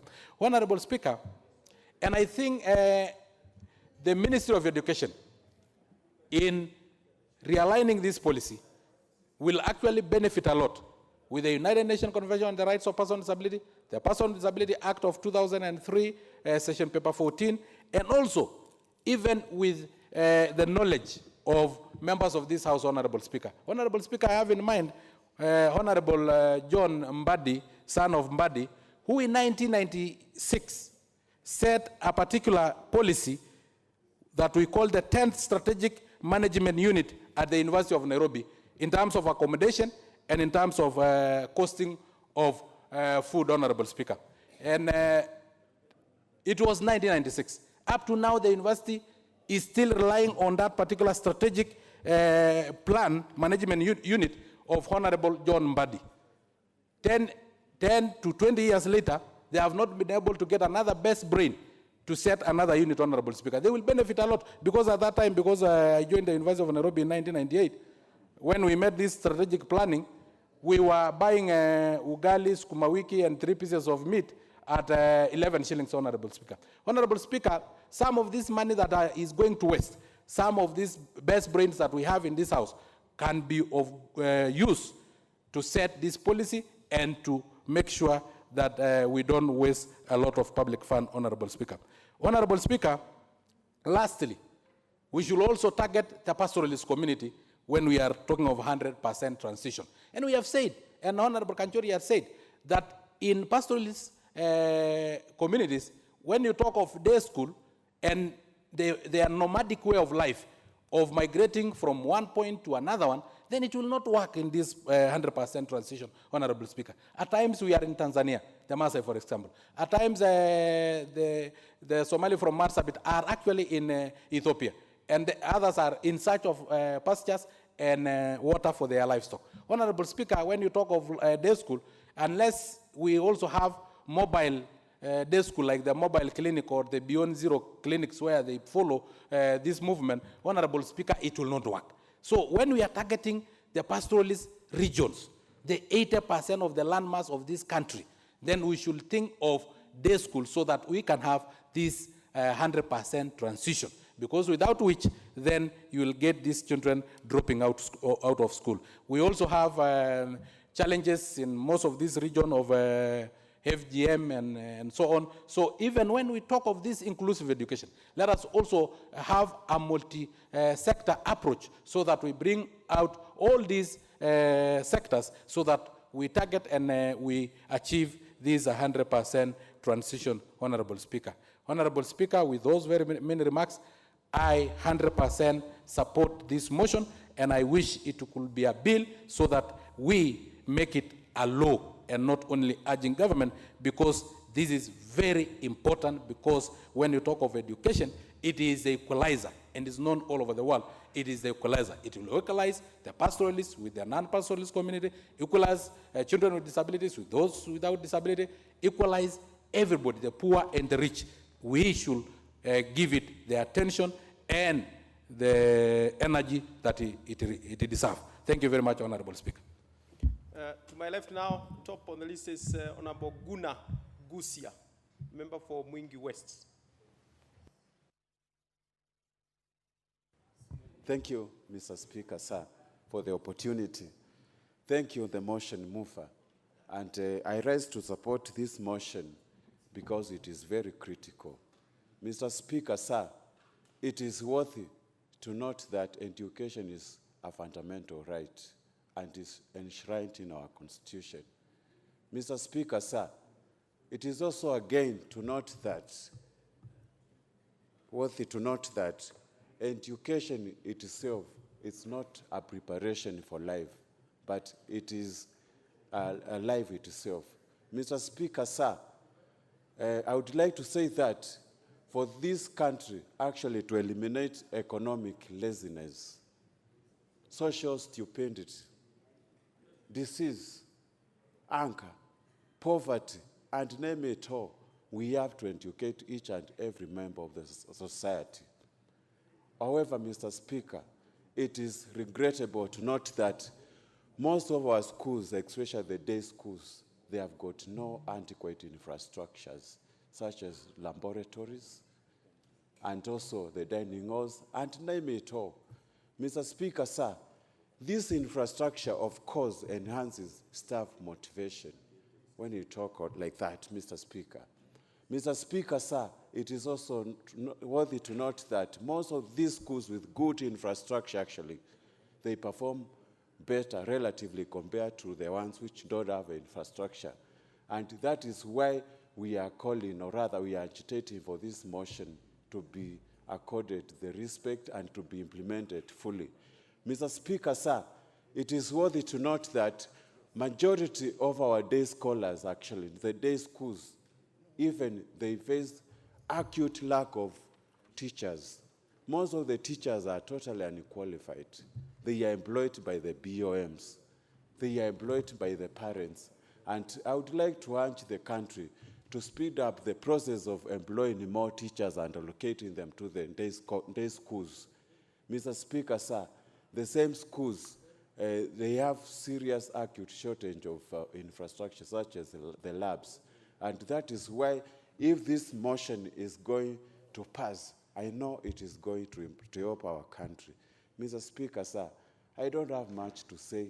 I'm supporting this bill, and it should be fully implemented. Thank you very much, Mr. Speaker. Honorable Mutunga. Thank you, Honorable Speaker, for the opportunity to support this motion. Honorable Speaker, right from the outset, I would like to lay out some of the facts in view of how the Kenyan government has supported, or rather has put support to education in perspective. Honorable Speaker, the constitution of this country clearly specifies that the right to education is a basic right to the children of this country. And I would like to cite some of the very specific citations from this Constitution. Article 6, Honorable Speaker, of the Constitution, basically, Article 2, subsection 6 of the Constitution of Kenya ratifies most of the international treaties to protect the right to basic education, which now forms the fundamental Kenyan law. Honorable Speaker, the African Charter for the Right and Welfare of the Child also emphasizes on right to education. The United Nations International Convention on Social and Economic Rights also clearly speaks to the right to education. Honorable Speaker, the United Nations Convention on the Right of the Child, specifically Article 28, 29, and 30, talk about education. Our own Constitution, Article 53, Section 1, subsection B, states that every child has a right to free and compulsory basic education. Specifically also, Article 43 refers to the right to education generally, while Article 55A states that the state shall take the measures, including affirmative action, programs to ensure that the youth access the relevant education and also training. And I would like also to Honorable Speaker, to bring the House to the light of Article 27, 1, 2, and 3, which basically Article 27.1 of the Constitution gives the gives equal benefit of all law, of the law to every person. 27.2 articulates the full and equal enjoyment of the rights to the fundamental freedoms, and subsection 4, not 3, prohibits the state to discriminate directly or indirectly against any person. I want to base my support to this particular motion, Honorable Speaker, on this issue of discrimination. Honorable Speaker, a right delayed is basically a right denied. And in this particular case, let me say that a right mismanaged is also a right denied to the Kenyan child. I want to thank Honorable Bok for this particular motion, as I support it. And I wish, just as the other members have spoken to it, that it came as a bill. Honorable Speaker, allocation of infrastructure resources at the level of 70% to day secondary schools is about what we need. In fact, Honorable Speaker, what is happening right now, especially at our national schools, is appalling. The government has made a decision, a policy decision, to open up day classrooms in national schools. What basically we are doing is opening up the world to national schools. And that is likely to bring in is a lot of interference of the school management systems with the outside world. This expansion of schools has led to schools having schools within schools. What am I talking about? On our screen, some of the main big, rather renowned national schools in this country have more than 1,500 children. With more than 1,500 children, it means you have 4 schools in one. No wonder a school like Alliance Boys, Alliance Girls, Mangu, and the others have got principals at every level of schooling. They have a principal for Form 1, a principal for Form 2, a principal for Form 3, and a principal for Form 4, and then a general principal. Honorable Speaker, this management system is failing in the sense that we are expanding the institutions we have when we can grow other institutions. Africa is one of the one of the continents, or rather is leading as a continent in terms of the age of our children, of our population. We are leading in terms of population, in terms of the young population. That being the case, we should be more strategic into developing these institutions to match the other institutions that were developed in the past. We should not only dwell in expanding the institutions that we have beyond the capacity. One of the questions that we should be belaboring with is, at what point in time should we say Alliance Boys High School, Alliance Girls High School, or Mangu, or the other national schools have reached maximum expansion levels? Honorable Speaker, this motion could not have come at a better time. It clearly stipulates that if it is possible, it is necessary to urge the government to allocate 70% of the resources on infrastructure to day secondary schools. Honorable Speaker, last year's results clearly spoke to the fact that the day secondary schools are also capable of producing quality grades. There is this boy who was in a day secondary school and he got an A-. Honorable Speaker, if I may display the situation at day secondary schools, most of them, you realize most of the day secondary schools do not have enough facilities, they do not have enough classrooms, they do not have laboratories, they do not have the dormitories. Of course, they don't. The students, they do not sleep there. These day secondary schools, the dining halls, in some cases, are not there. And the little money that there is, we are allocating as members of parliament from the national government CDF, is not enough for us to build this infrastructure. It will therefore take a long time for us to be able to develop these institutions to the level where the other institutions are. What I'm trying to say, Honorable Speaker, is that there is need for us to look as a country on how do we develop these other institutions to match the national schools and the extra county schools. And why should we develop these institutions? Honorable Speaker, the curriculum is the same. There is no curriculum for day secondary schools. There is no curriculum for national schools and extra county schools. It's the same curriculum. Honorable Speaker, the examination is the same. So the approach to teaching should also be the same. We should be able to have schools that are standard.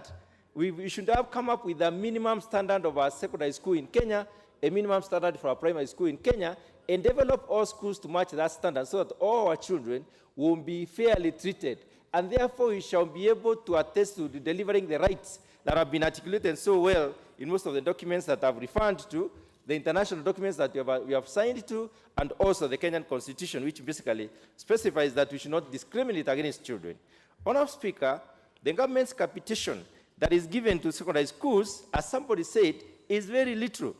What I know, Honorable Speaker, is that this money is calculated against the number of students within the Kenyan standing population.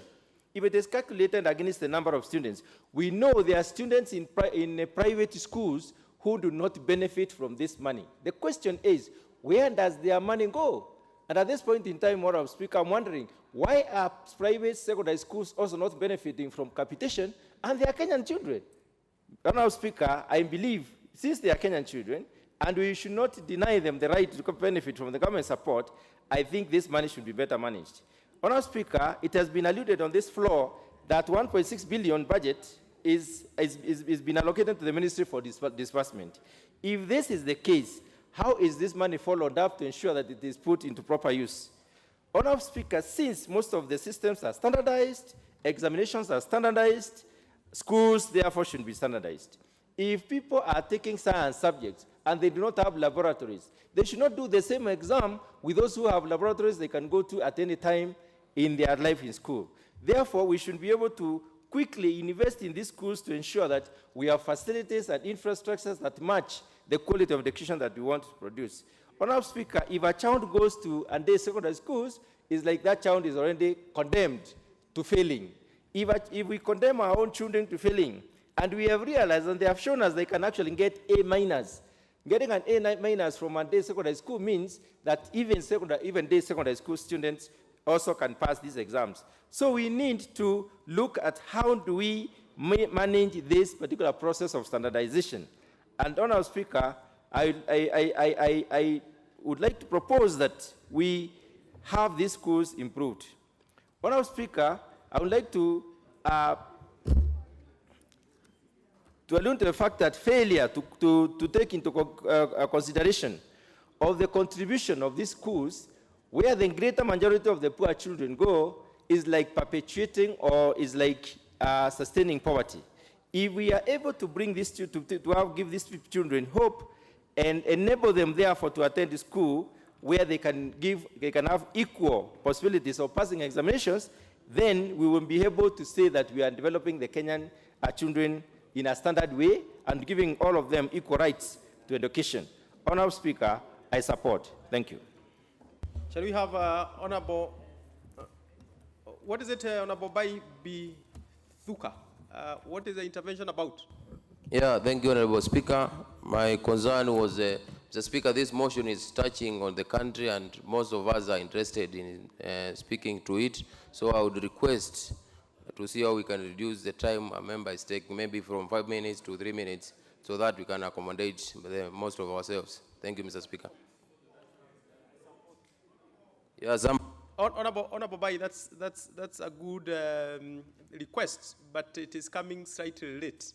Ideally, actually the rules is that one would rise on a point of order before the beginning of the order and request the House to resolve the reduction of time. That is gone. But look, it could be that you are persuading the honorable members who will be getting a chance. And I guess they are persuaded, but we'll see. We shall see. Yes. Because I can tell there's quite, honestly, there's quite a bit of interest on this one. And as many members that speak to it, it's so members, I cannot direct, but probably members. But let's see with the first one, who is top on the list from my left, Honorable Mukwana Kamala. I hope I pronounced that correctly. It's me, Mr. Speaker. Honorable Speaker, I want to thank you for giving me an opportunity to contribute on this motion by my very good friend, the Honorable Mboko, on criteria for allocation of school infrastructure improvement funds. Mr. Speaker, I just want to take a few minutes to highlight on one of the problems we are having, Mr. Speaker, currently, the challenges we have on quality of education. The quality of our education is compromised, Mr. Speaker. Today, when you look at our school facilities, the way they are overstretched with 100% transition, Mr. Speaker, and there's so many students from pupils all the way from ECD. You look at the classrooms that are available.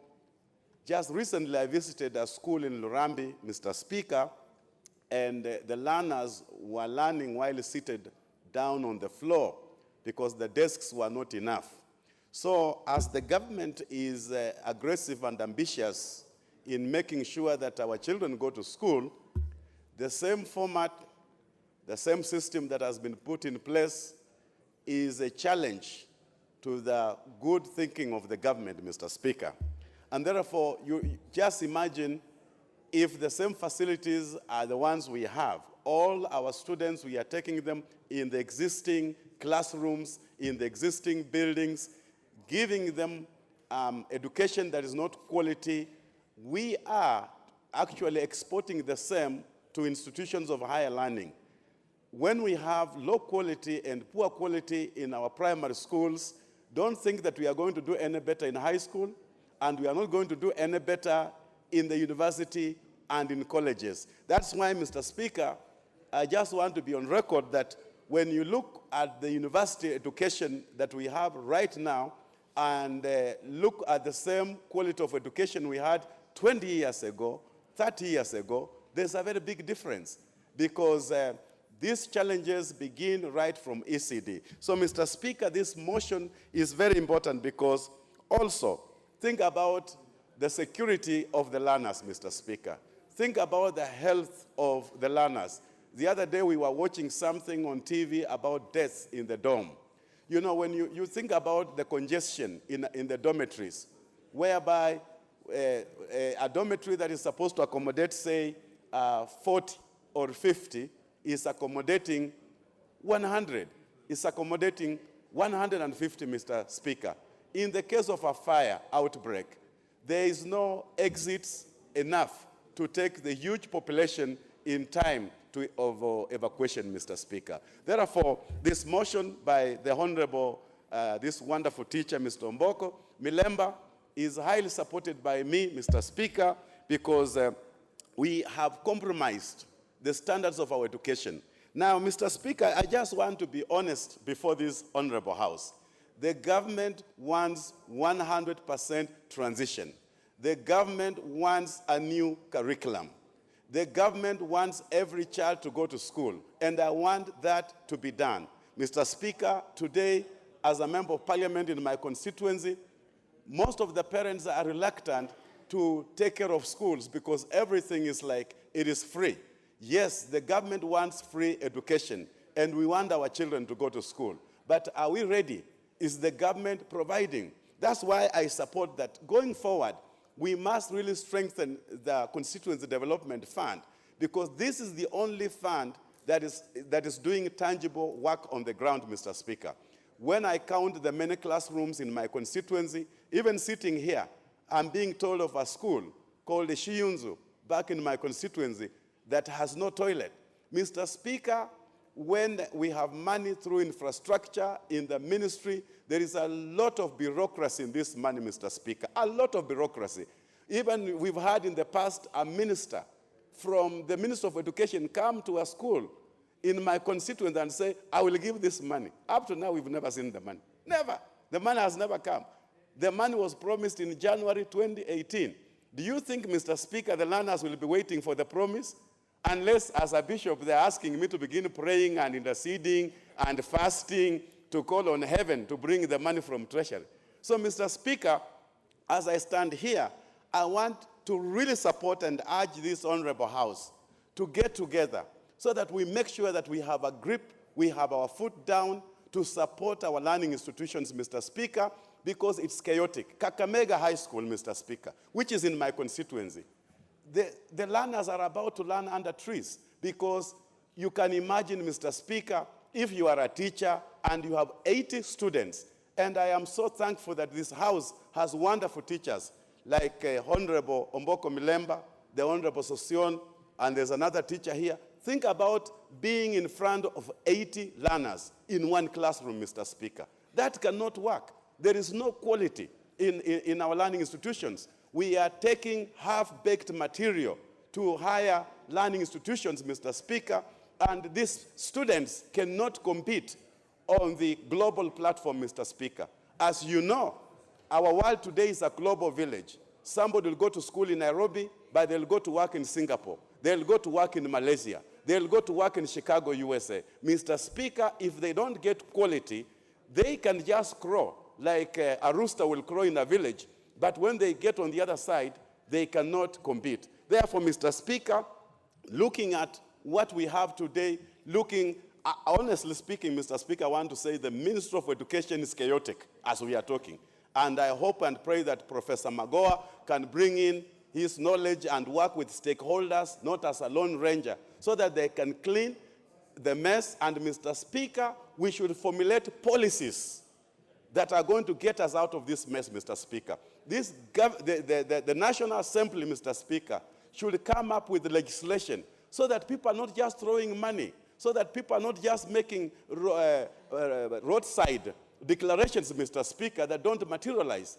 Mr. Speaker, even when you look at schools today, the congestion, and even the chaos that were there during Form 1 intake, Mr. Speaker, whereby the intake was supposed to come from Jogo House, the principals were doing other intake on the other side. It was all chaotic. And so we have to look at this thing holistically. We cannot do a piecemeal legislation. We cannot just talk, Mr. Omboko Milemba, Mheshimiwa, I want to congratulate you, and you have my support, you have my prayers that this goes through so that we can begin to have quality. Thank you, Mr. Speaker. Honorable Mukwana clearly was not convinced and persuaded by Honorable Bai's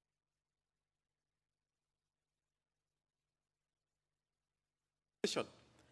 But let's see Honorable Pukose whether he will be persuaded himself. You know, Mr. Speaker, I'm persuaded by what he has said. Honorable Speaker, I stand to support this motion by Honorable Omboko Milemba.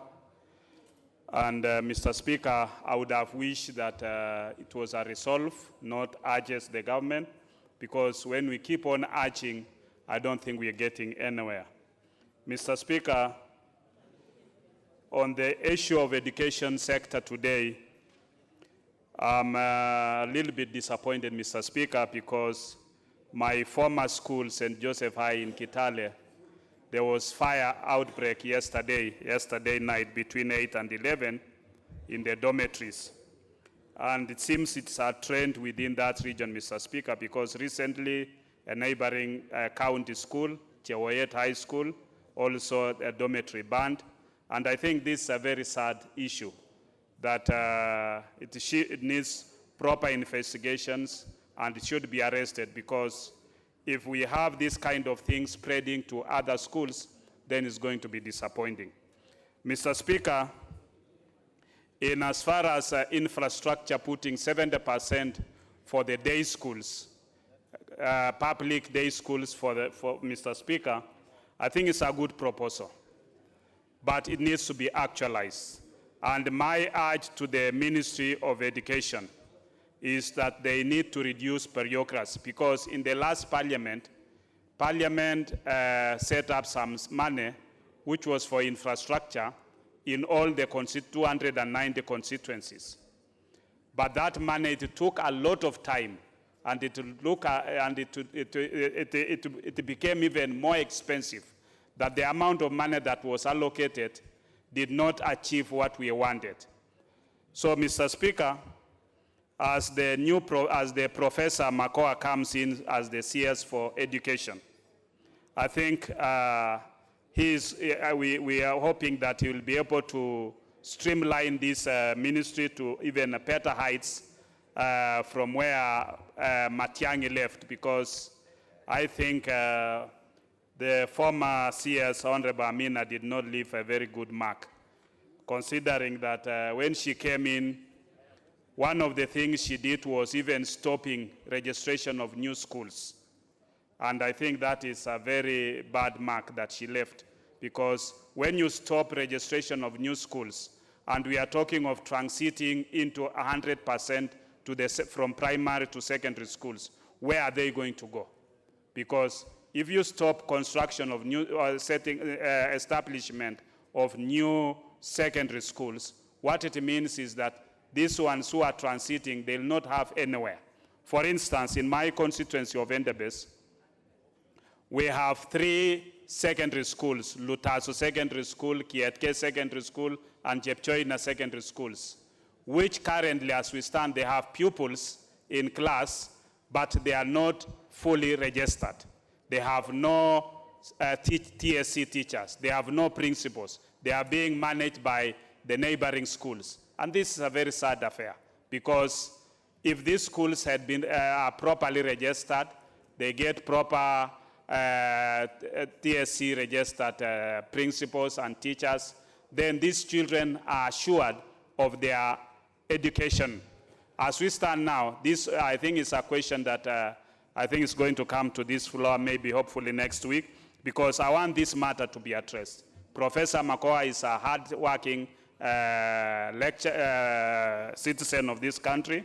He was my supervisor for my postgraduate in general surgery. At that time, he was also the vice chancellor, and he could create time to be able to supervise me. So it shows how much energy he has and dedication he has. And we are hoping that this House will approve his appointment as the CS for education so that he can be able to deliver on this ministry that requires a lot of support and a lot of guidance so that we can be able to make sure that our education system is properly on a proper footing.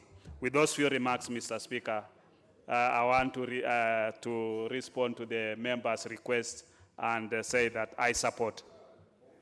We'll certainly get more members speaking to it. Before I give to get to my look, members, I have to be on my left light. It's okay. We have to be both sides and balance as we move. And you get a chance if we go the way Honorable Pukose has done. Before I give to Honorable Bayer, allow me to recognize the chamber, the gallery, public gallery, St. Anthony's Secondary School from Narok East constituency, Narok County. Honorable Bayer. Thank you, Speaker, and I want to stand to support this motion and congratulate my brother Omboko Milemba for bringing this motion to the House. I would like also to echo the sentiments of other members that we need to craft a bill out of this motion so that we can compel government to actually do what Omboko Milemba has envisioned in this motion. Mr. Speaker, education is a blend of infrastructure, it's a blend of a good curriculum, it's a blend of good human resource, and also leadership. Now, if you look at what we have in this country, we have done so much, but we have left infrastructure development in our schools to no leadership at all. Now, you realize that there are so many schools today that want to admit students, but they cannot because they do not have the infrastructure. The government policy on transition rates, that they are looking at 100%, is a noble idea. If you look at economics of education, it will tell you that the benefits of an education, especially from primary to secondary school, is higher in a country than any other because it has more social benefits. It is prudent to have all our children in this country go at least to Form 4, finish high school. And then after that, they can go to other areas.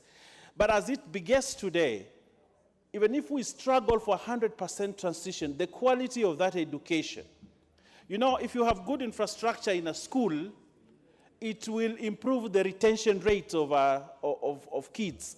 It will keep teachers even in those schools. But today, we have schools in this country where a teacher cannot afford a chair, where a teacher cannot have a table to do his work, where a teacher has to sit under a tree to do work and mark books for kids. That already tells you that the teacher is demotivated.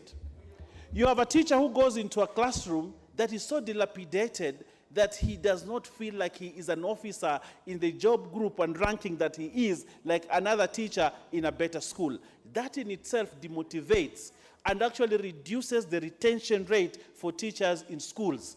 That's why you see teachers don't even feel like going to school because when they leave their beautiful homes and they're going to work and the place they're going to work is so much demotivating that they would not want to be there in the next minute.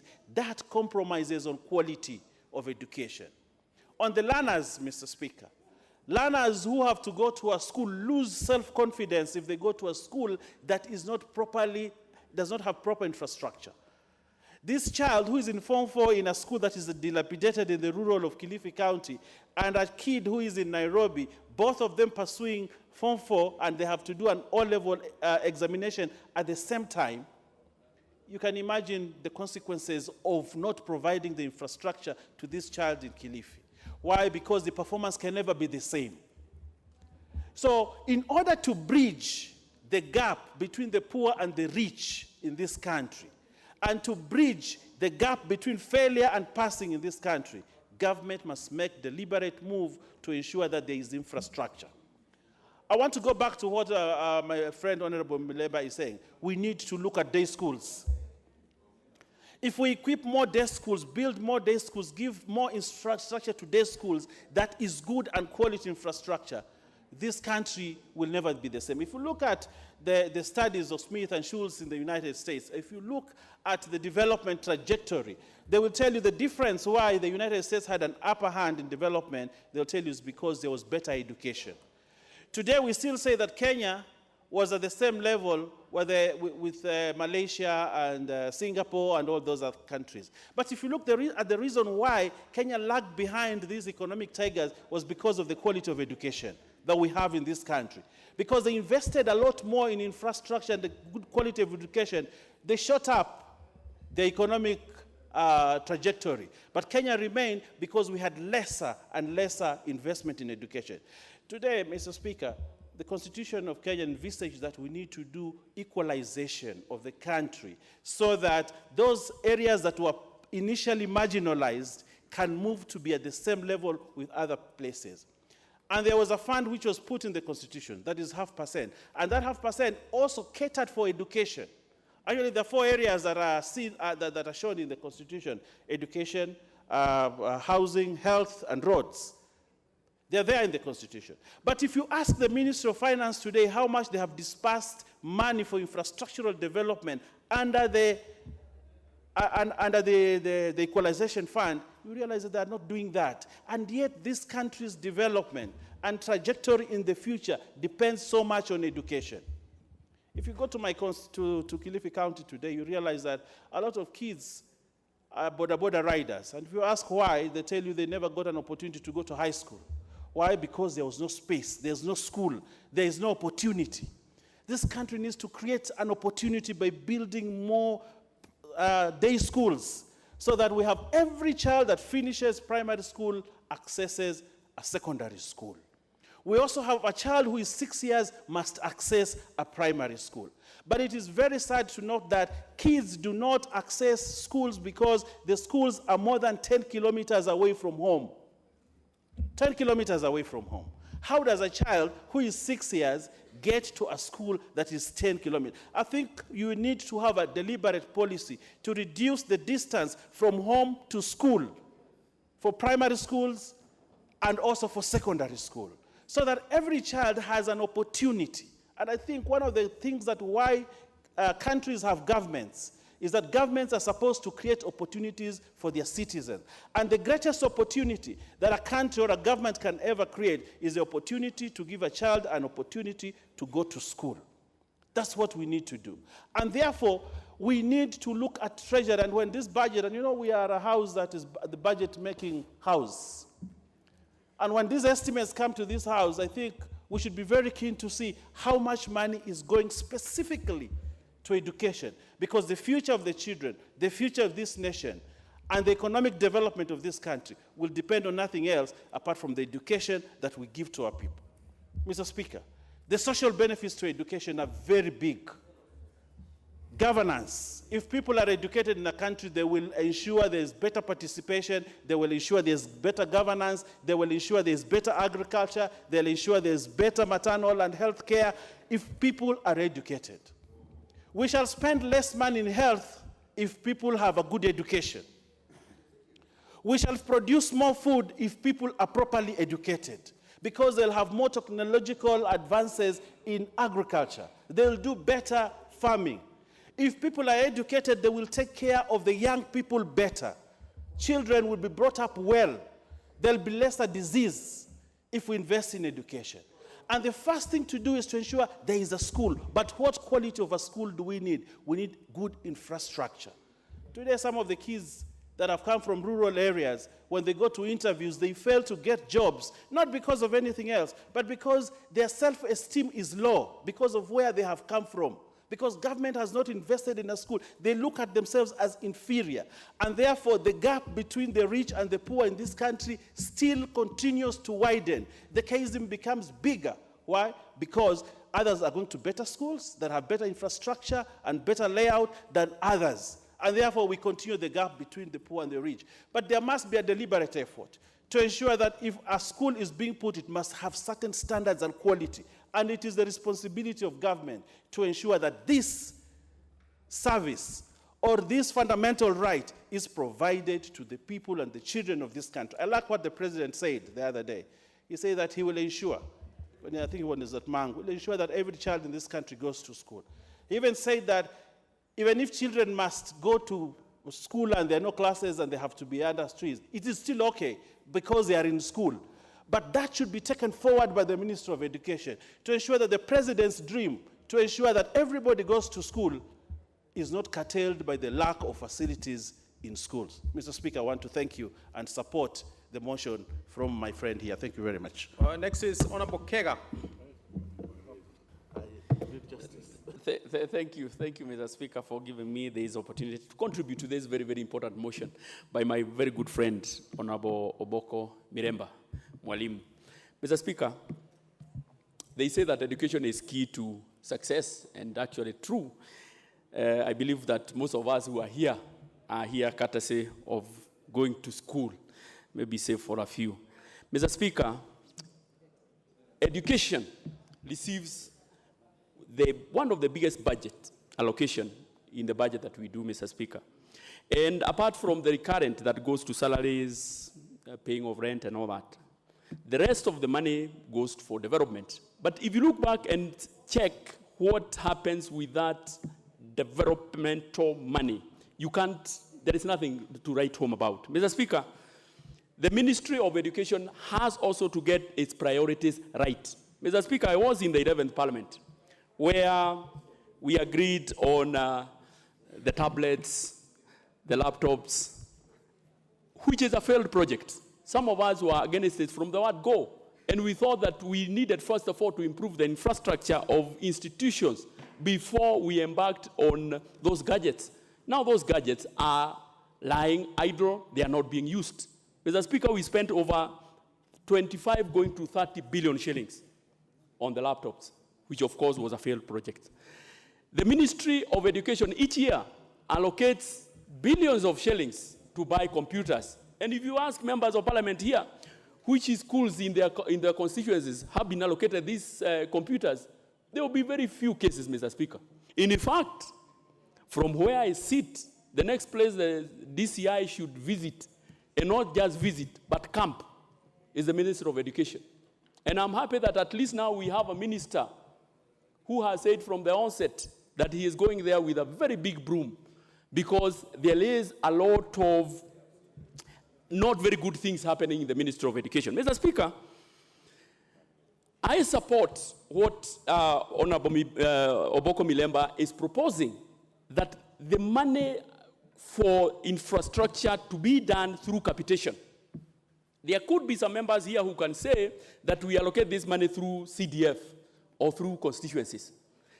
Last week, I had a very candid discussion with a member of parliament from Nairobi County. And he confided to me that he has only 3 public primary schools and 2 secondary schools in his constituency. 3 public primary schools and 2 secondary schools in his constituency. In my constituency, for example, Mr. Speaker, I have 115 public primary schools and 56 secondary schools. A lot of inequalities. We cannot channel it through CDF because CDF has its own challenges, and especially in terms of resource allocation. Of course, that is a debate for another day. Through capitation or through per capita, definitely it will trickle down to individuals. Mr. Speaker, when we were growing up and when we were going to school, we were all looking forward to joining public secondary schools and mostly national schools. Some of us were not able to make it to the national schools, but somehow we also did it and made it to the university. These days, the same schools that we were yearning to go there or to be part of, most of the students are saying, they are complaining because look at what you call the national schools. They are overstretched. You have one classroom with about 100 students and only one teacher. When you increase the number of students in a school, definitely you need more classrooms, you need more teachers, you need a bigger dining hall, you need a bigger kitchen, you need more toilets, Mr. Speaker. But unfortunately, we are just concentrating on putting so many students in a school without considering that you need good infrastructure for these students. We have traveled to other countries, and you have seen, like for example, America and UK, there are no boarding schools. Most of the schools, or literally all the schools, are day schools. We need to help the day schools because that is where we are heading to. In fact, as parents, we went through public day schools and we made it. If we are able to improve the infrastructure of these institutions, definitely we know that we will be giving many students an opportunity to achieve what they want to do in life. Mr. Speaker, finally, this issue of corruption, we have seen from the ministries. For example, if you are building a classroom, through the ministry, you will see that one classroom is costing in excess of 2 to 3 billion shillings. The same classroom that we are doing through CDF with 700,000 shillings going up to a maximum of 1 million shillings. So even the resources that are channeled through the ministries, of course they cannot be, it's not value for money. And it is clear in the Constitution that we should always get value for money. So I support this motion, and I believe and hope that we are going to transit the same motion to become a bill, and maybe in the near future have it implemented as opposed to us urging the government. Because urging, there's a question of whether to do it or not. Thank you, Mr. Speaker, for this opportunity, and I thank my colleague, who is my good friend, and my colleague also in football, for bringing this very important motion. Honorable Kanini, where did football come in on that one? But top on my left is Honorable Odhiambo Akoth.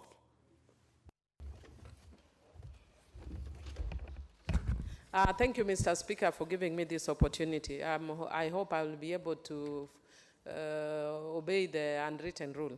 Mr. Speaker, I would wish to indicate that thank Honorable Milema for bringing this motion. The only thing is I wished that we moved away from urging the government. I don't know why he did not, he was not brave enough to just say that the House resolves. Because when we urge the government, even when it's a very noble initiative, it doesn't go far. Again, as is indicated, the Constitution provides for, under Article 53, the guarantee of a right to education for every child, which is also provided under the Convention on the Rights of the Child and other treaties that we have ratified as a country. However, Mr. Speaker, one of the core issues that is of a challenge is the issue of equity. And equity should follow equality. I think a lot of times people raise it as contradictory, but it's not contradictory. That even though we all aspire for equality, but there are areas that traditionally have been left behind, they have been marginalized.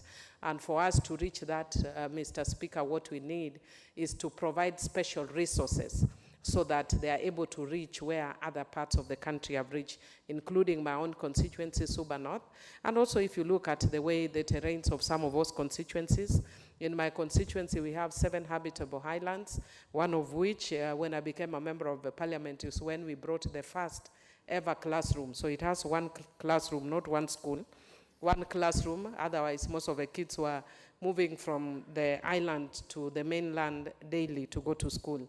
And Mr. Speaker, if you look at the dynamics in every constituency with those challenges, then it means there are areas that need to be fast-tracked so that they reach where the others are.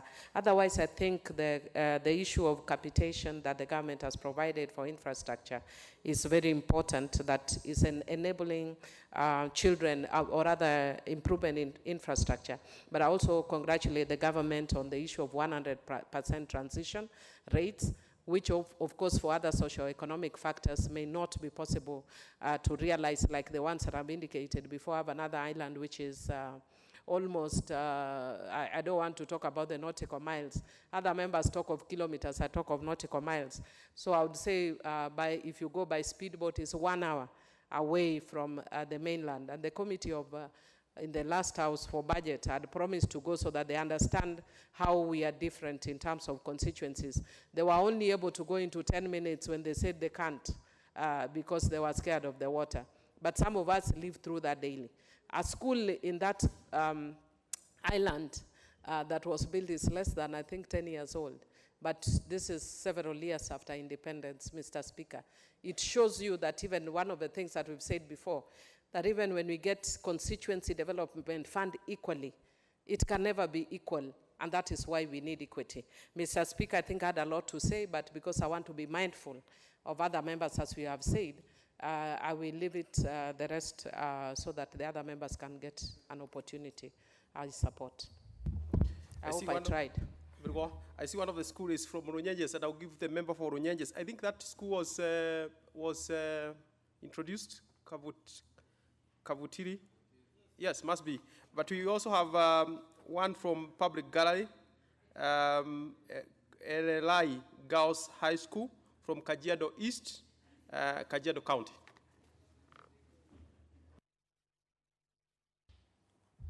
Thank you. Thank you, Honorable Speaker, for giving me a chance to add my voice to this motion by my fellow member of Parliament, Omboko Milemba. And one thing I noticed, and I think that has really interested me, is that the member is talking about day secondary schools.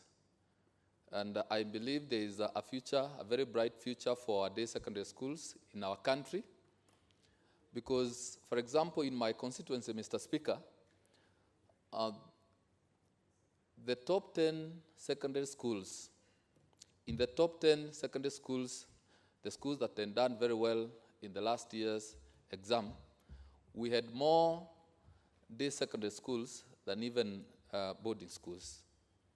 And it is also in record that so many of our students in day secondary schools are doing quite well these days than even before.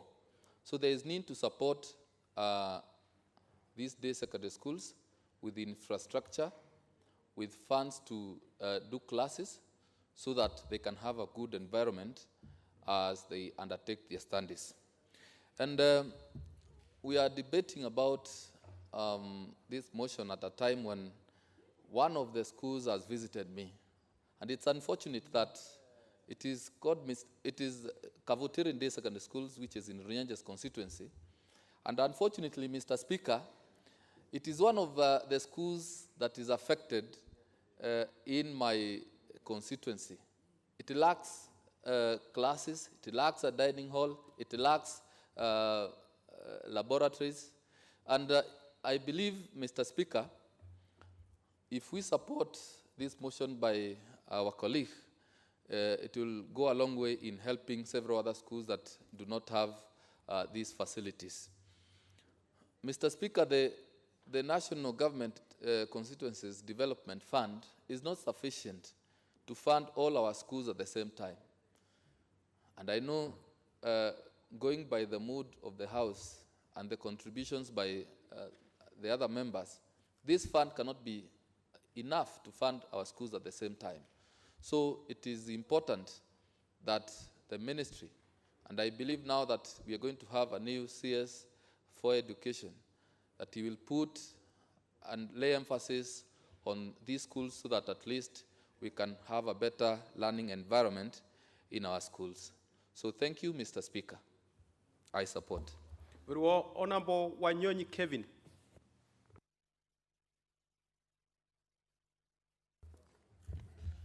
Mr. Speaker, thank you for the opportunity. And on onset, Mr. Speaker, I want to take this opportunity to thank Honorable Mboko. You know, once you're a teacher, you're a teacher. For the motion well presented, all the details that one would think of. I want to say that probably this could have come as a bill. But notwithstanding the fact that they have started, we hope that eventually we'll be able to resolve as a House, not urge the ministry, resolve as a House, that most of the items that actually he has mentioned will be implemented. And I hope the implementing committee is here and be able to implement some of the actions that we are actually trying to work on. First and foremost is indeed our schools are actually overstretched and constrained in terms of infrastructure. Because looking at the motion is talking about infrastructure improvements. I can tell you, my constituency, Kwanza, we have 72 secondary schools and 148 primary schools. Mr. Speaker, we are overstretched. The CDF money that has been coming in very poor percentages can't do anything. You look at the labs are not very completed. You look at the toilets, classrooms, and all the infrastructure in schools. And therefore, I think the ministry should be able to come clear. We give so much money when it comes to budget allocation. The Ministry of Education gets most of the budget allocation. The proportion is so high. But the money, I'm told, and I think I want to agree with the mover of this motion, that some principals actually find their way to the Ministry of Education and get much more than others. I'm told, and I've all the reason to believe, that some principals actually manage to get a ministry and get as high as 63 or even 70 million allocation. Other schools, other poor principals may be getting about 10 million only.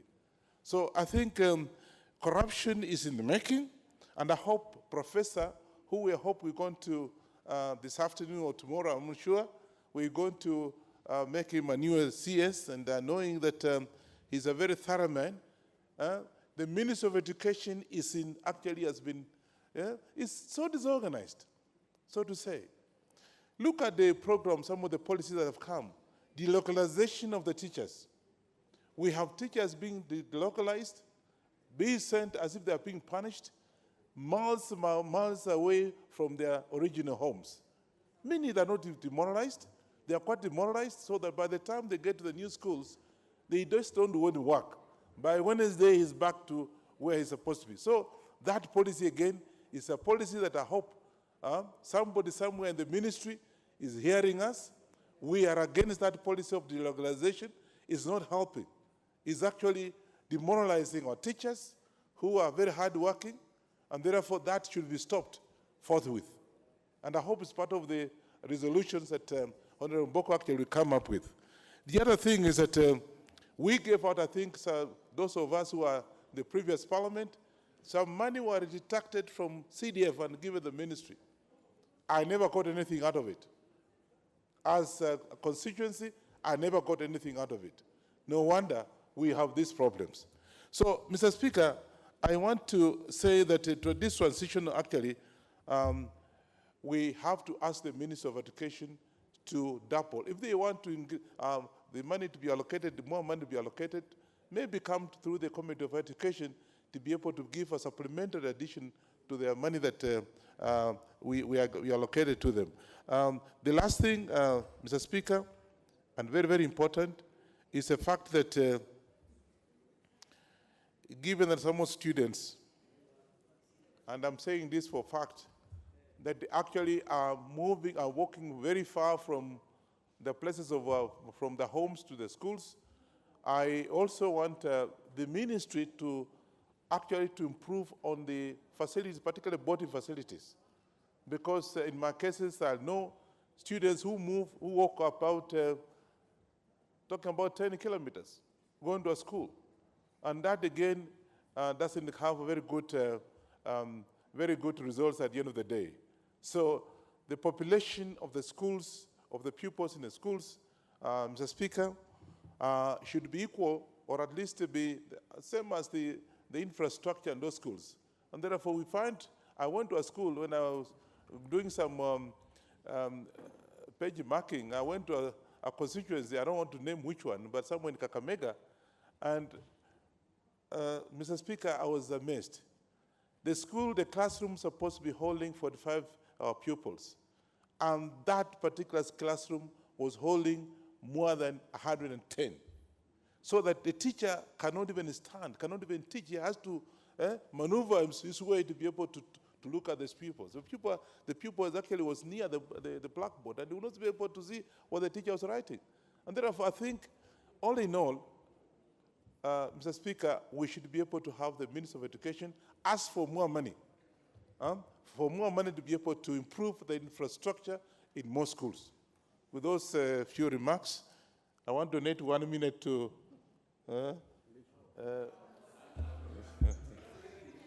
Of course, Honorable Wanyonyi knows that he is out of order, even as he proposes. It was a request, Mr. Speaker, by my neighbor here, and I thought I was just being a good man by locating. Order, Honorable Wanyonyi. With those few remarks, I support. Order, Wanyonyi. You can't have bilateral agreement there.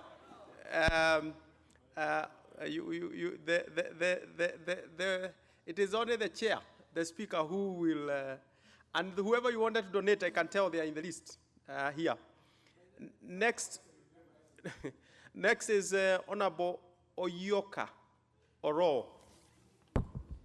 Thank you very much, Mr. Speaker. Honorable Asheri, you will get a chance. I can see you. You will definitely get a chance. Thank you very much, Mr. Speaker.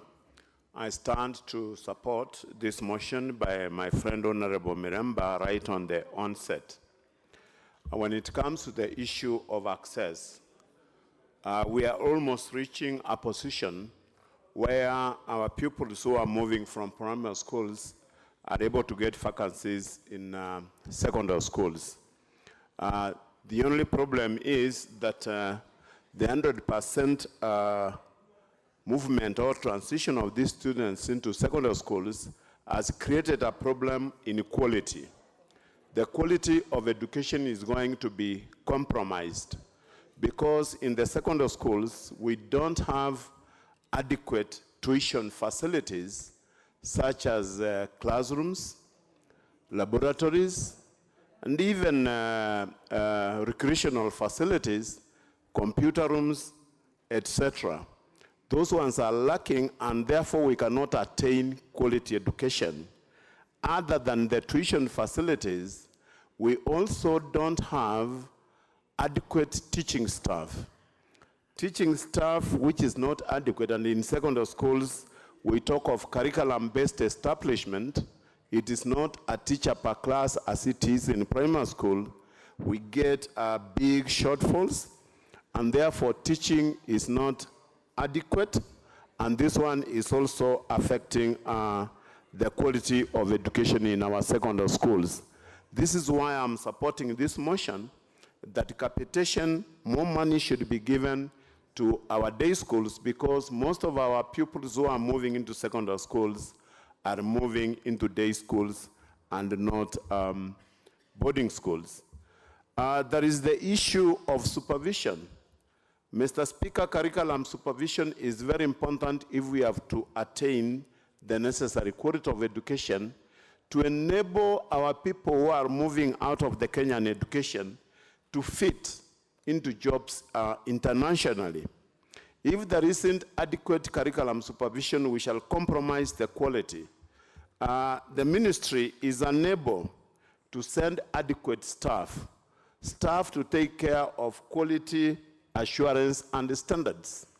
Where I come from in my constituency, I've visited several primary and secondary schools, and I can't trace the last time a quality assurance officer visited those schools. Therefore, it means that supervision of the curriculum is lacking. I wish to recommend that the Minister of Education moves away from sending their officers, and instead schools, especially secondary schools, be allowed to appoint their own quality assurance staff to take care of that section in individual schools, and I think this one will be the best option to take. I'll move to the issue of evaluation. Once the curriculum has been put into place, it must be evaluated. Without curriculum evaluation, we cannot be able to know how far we have moved. We can't know whether the teaching is effective. Actually, we can't measure the attainability of standards unless there is curriculum evaluation.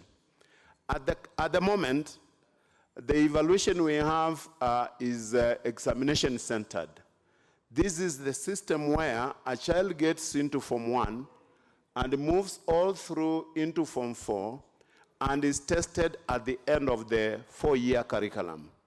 You are giving this child an examination lasting maybe 2 hours, and at the end of the day, you'll mark that paper and say this student has failed or has passed. That is extremely unfair.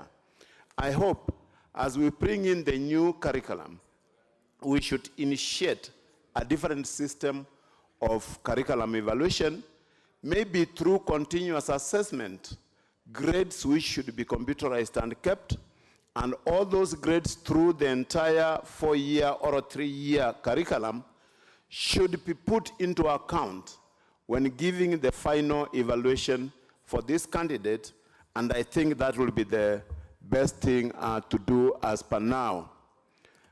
When you look at the facilities available in secondary schools, I wish to say that we are lucky to have the CDF funds. CDF funds have made a big change in the facilities that we have in our schools.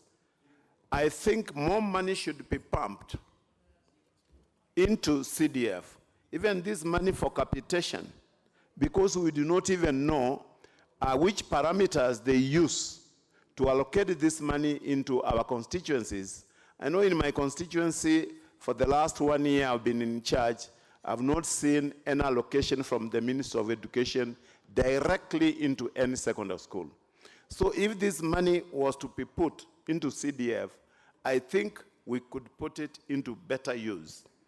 I know of funds which have gone directly into schools from the ministry or from other areas, and these funds in most cases, if you look at the type of work done on the ground, it is actually overrated, it is overstated. I concur with the previous member of parliament who said that some of us are able to put up a very good classroom with only 500,000 shillings, but other areas will come in and tell you that the classroom is costing 2 million, and that one actually is not in order.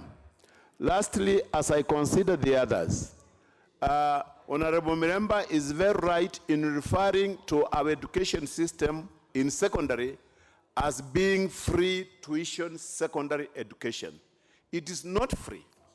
To say that secondary education is free per se is actually a paradox, because parents must go into their pockets to support their secondary education through the lunch program and through paying for other areas.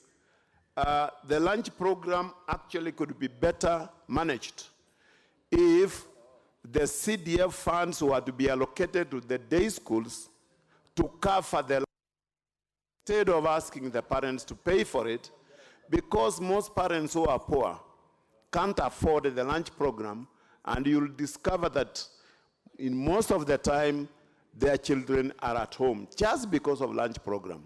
I've tried to enforce that one in my constituency by saying that teachers are not allowed, or principals are not allowed, to put children out of school because of lunch program. I'm not succeeding because they will say that is a resolution by the parents, and in most cases they are coerced to accept. They are even threatened that if you don't pay for the lunch program, then you go away with your child.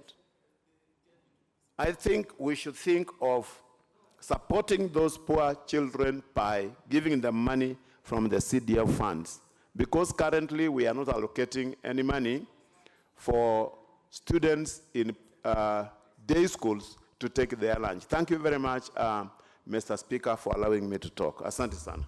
Honorable Kimari. Thank you, Mr. Speaker, for giving me an opportunity to talk on this very important motion by Honorable Hon Amboko on the criteria of allocation of to schools of infrastructure improvement funds. Mr. Speaker, I think that is a single area that I would really want to address, because, Mr. Speaker, the criteria is, I think that is the jinx of the whole motion. And we know very well that infrastructure funds play a very, very important role in our schools. These are funds that build laboratories, build classes, build and even provide equipment and even dormitories for our boarding schools. But having said that, Mr. Speaker, we have literally all of us seen how these funds are skewed. We have seen schools receiving 80 million, one institution receiving 80 million, another receiving 20 million, another given 10 million, others 5 million, others even 1, and many institutions not even receiving even a single shilling. Mr. Speaker, that is extremely true. The nature in which these funds have been distributed before has been the biggest problem. And that is why I support fully what Honorable Mboko seeks to address by asking that we ensure that these funds are allocated on a capitation basis, so that, Mr. Speaker, it will be the number of students that will be in an institution that will determine the funds that will go to that institution.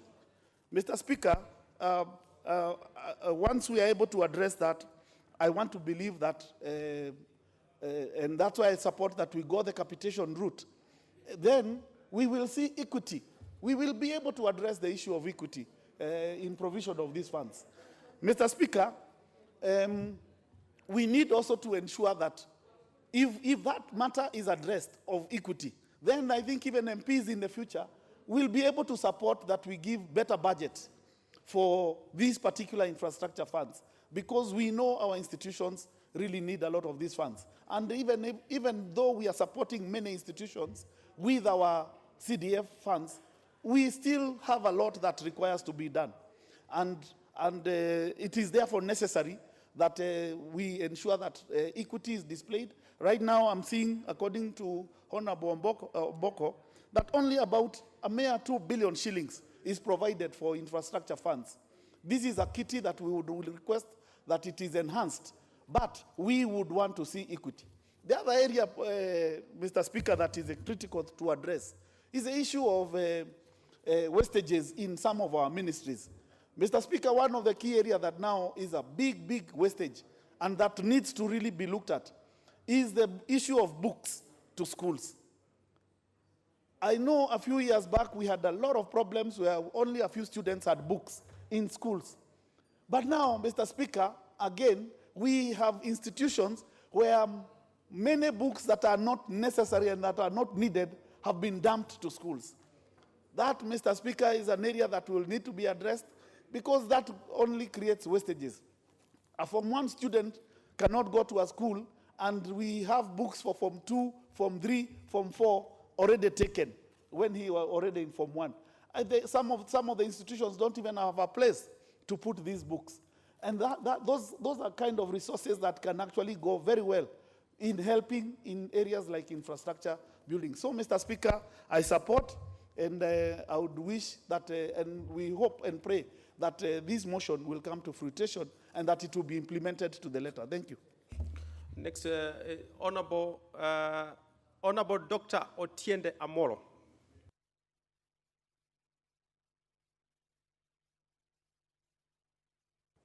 Thank you, Mr. Speaker. Mr. Speaker, I rise to support this motion, but with a slight variation. Mr. Speaker, this is a timely motion, and the suggestion for 70% to day schools is appropriate, noting that in terms of proportionality, 75% of secondary schools in this country are actually day schools. Indeed, Mr. Speaker, I would suggest to Honorable Mboko Milemba to consider that we raise this to 75% instead of 70. Mr. Speaker, it is possible, and I've heard some arguments, that by suggesting that these funds go to day schools, we are actually punishing excellence, that we are seeking to deny students who have excelled and who have therefore gone to boarding schools, including national schools. But, Mr. Speaker, it should be noted that that is not so. First of all, Mr. Speaker, there is already what we call the FSD, the free day secondary schools, and then there's the component of 6,000 for maintenance and improvement for all other schools. This other money for this year's allocation was 59 billion. So for those students who have excelled and who are in boarding schools, including national schools, already have a large component that goes to maintenance and improvement of the schools. So, Mr. Speaker, those schools already have good infrastructure, and there's already allocation for better infrastructure. By trying to dedicate this to day schools, we are trying to adjust and bring those who are immensely disadvantaged. And we know, Mr. Speaker, that the poorest of the poor, their children almost always go to day schools. Mr. Speaker, as we are doing this, it should be noted that in comparison, the infrastructure funding for this year, what actually should be called the Transitional Infrastructure Grant, TIG, is only 1.5 billion. So to dedicate this amount, which should actually be increased to day schools, is to try and bridge the gap between the poor and the rich. As we do that, Mr. Speaker, the second point is we should take note of equity and equitability.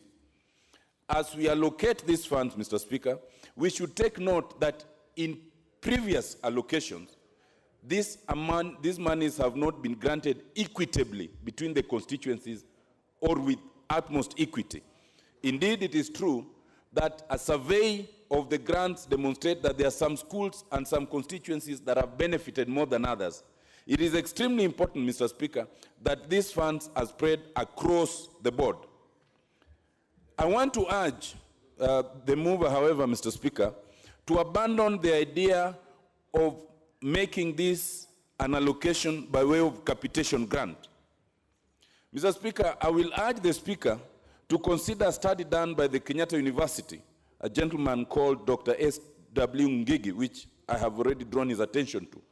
The idea of capitation is an idea that gives a specific allocation per student. And as of 2016, it was about 12,870.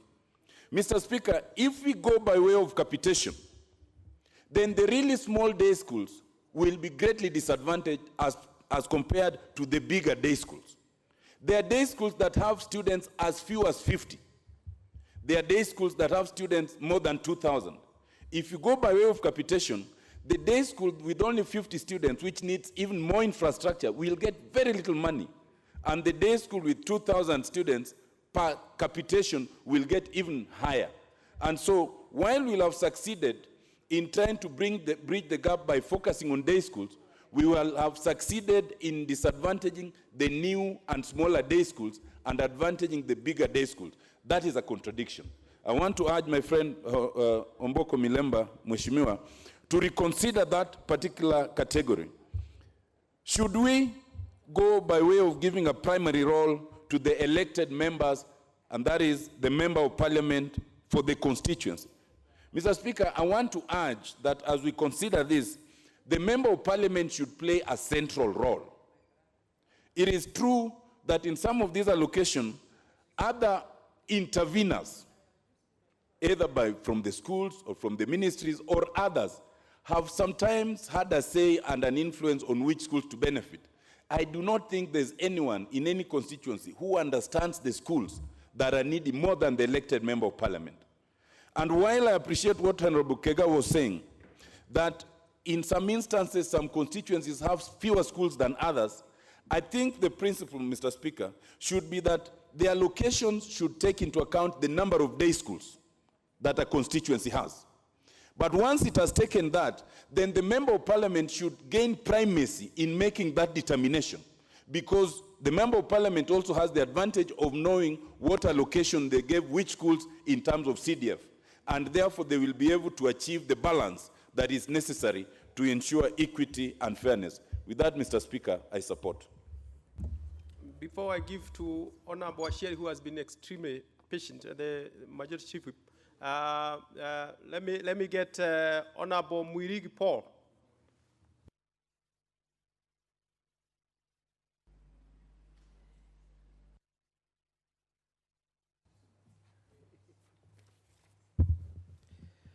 Thank you, Mr. Speaker, sir, for giving me this opportunity to contribute unto this important motion. Knowing that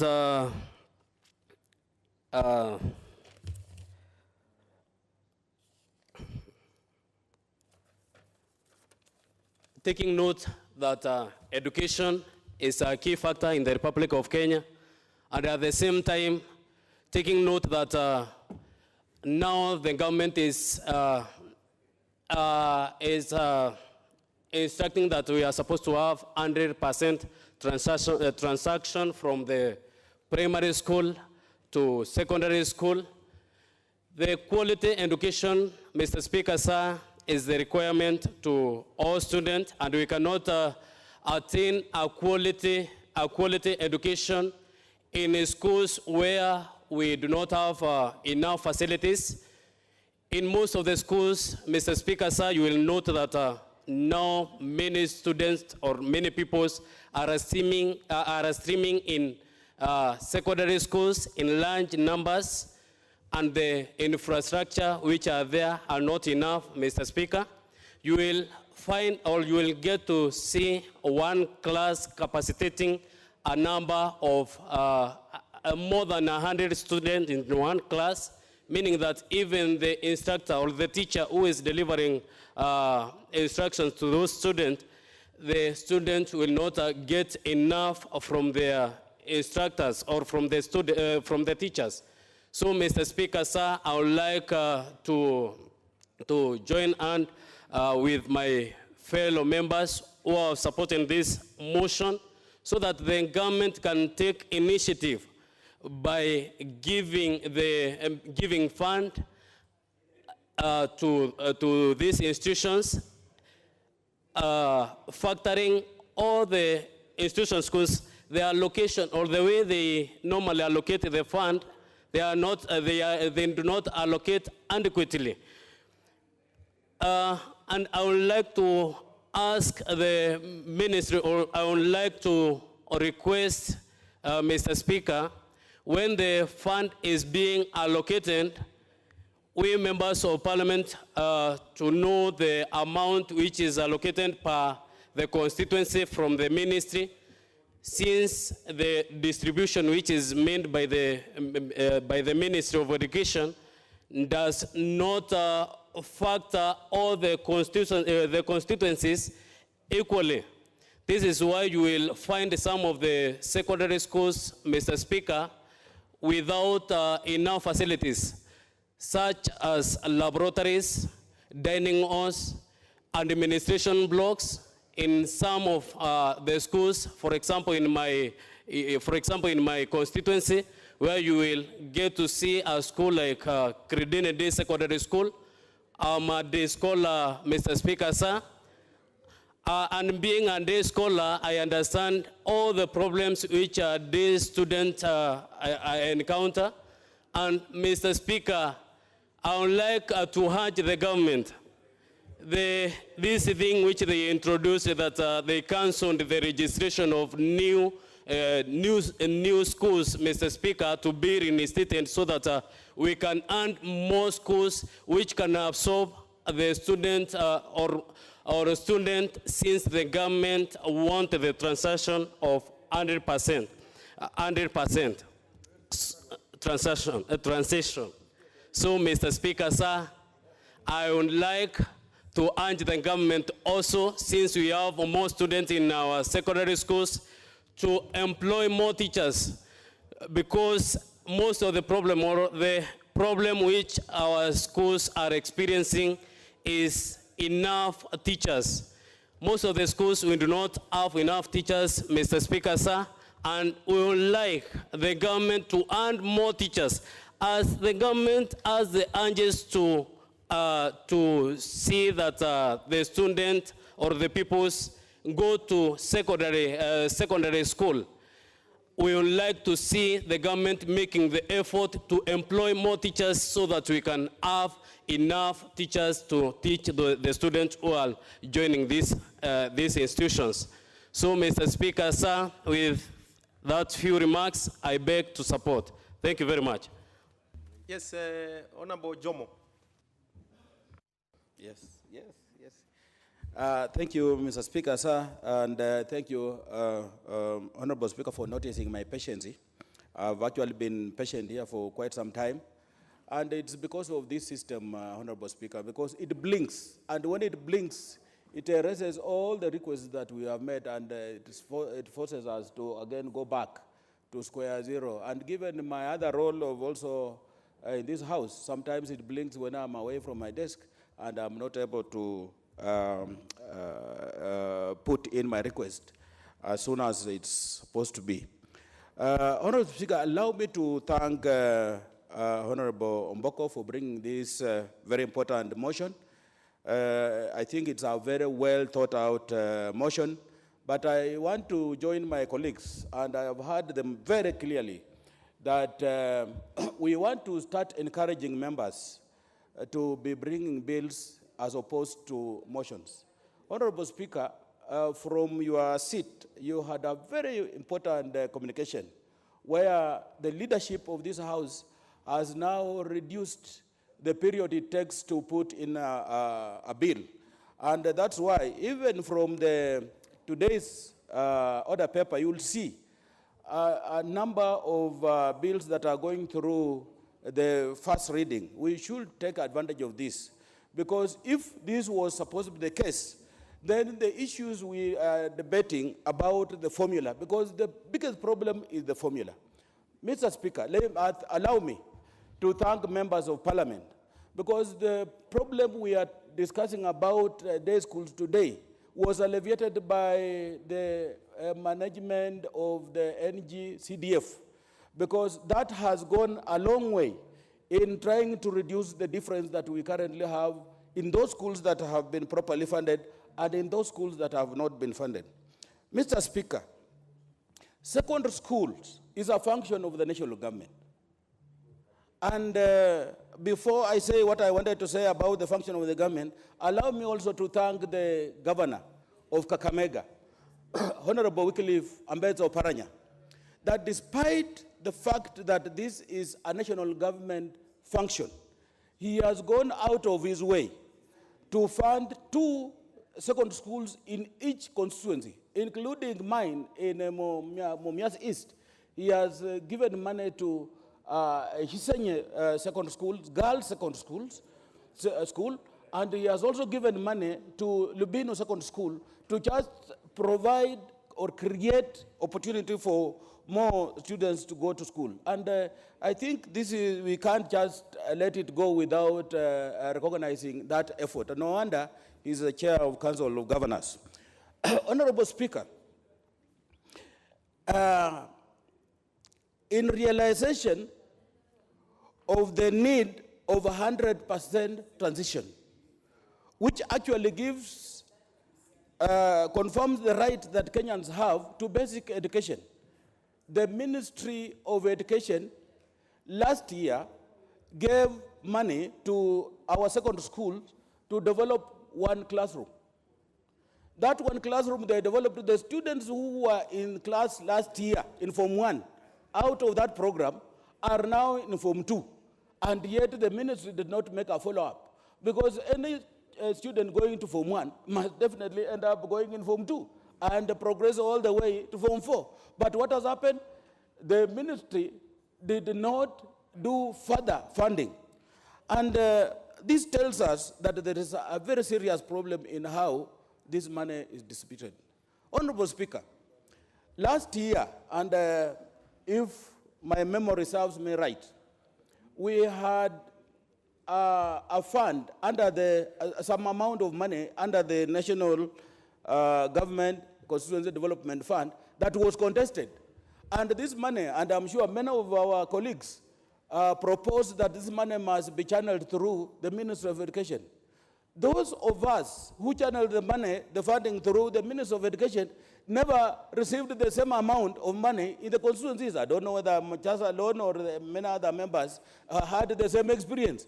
We channeled, like in my constituency, we channeled about 30 million through the Ministry of Education.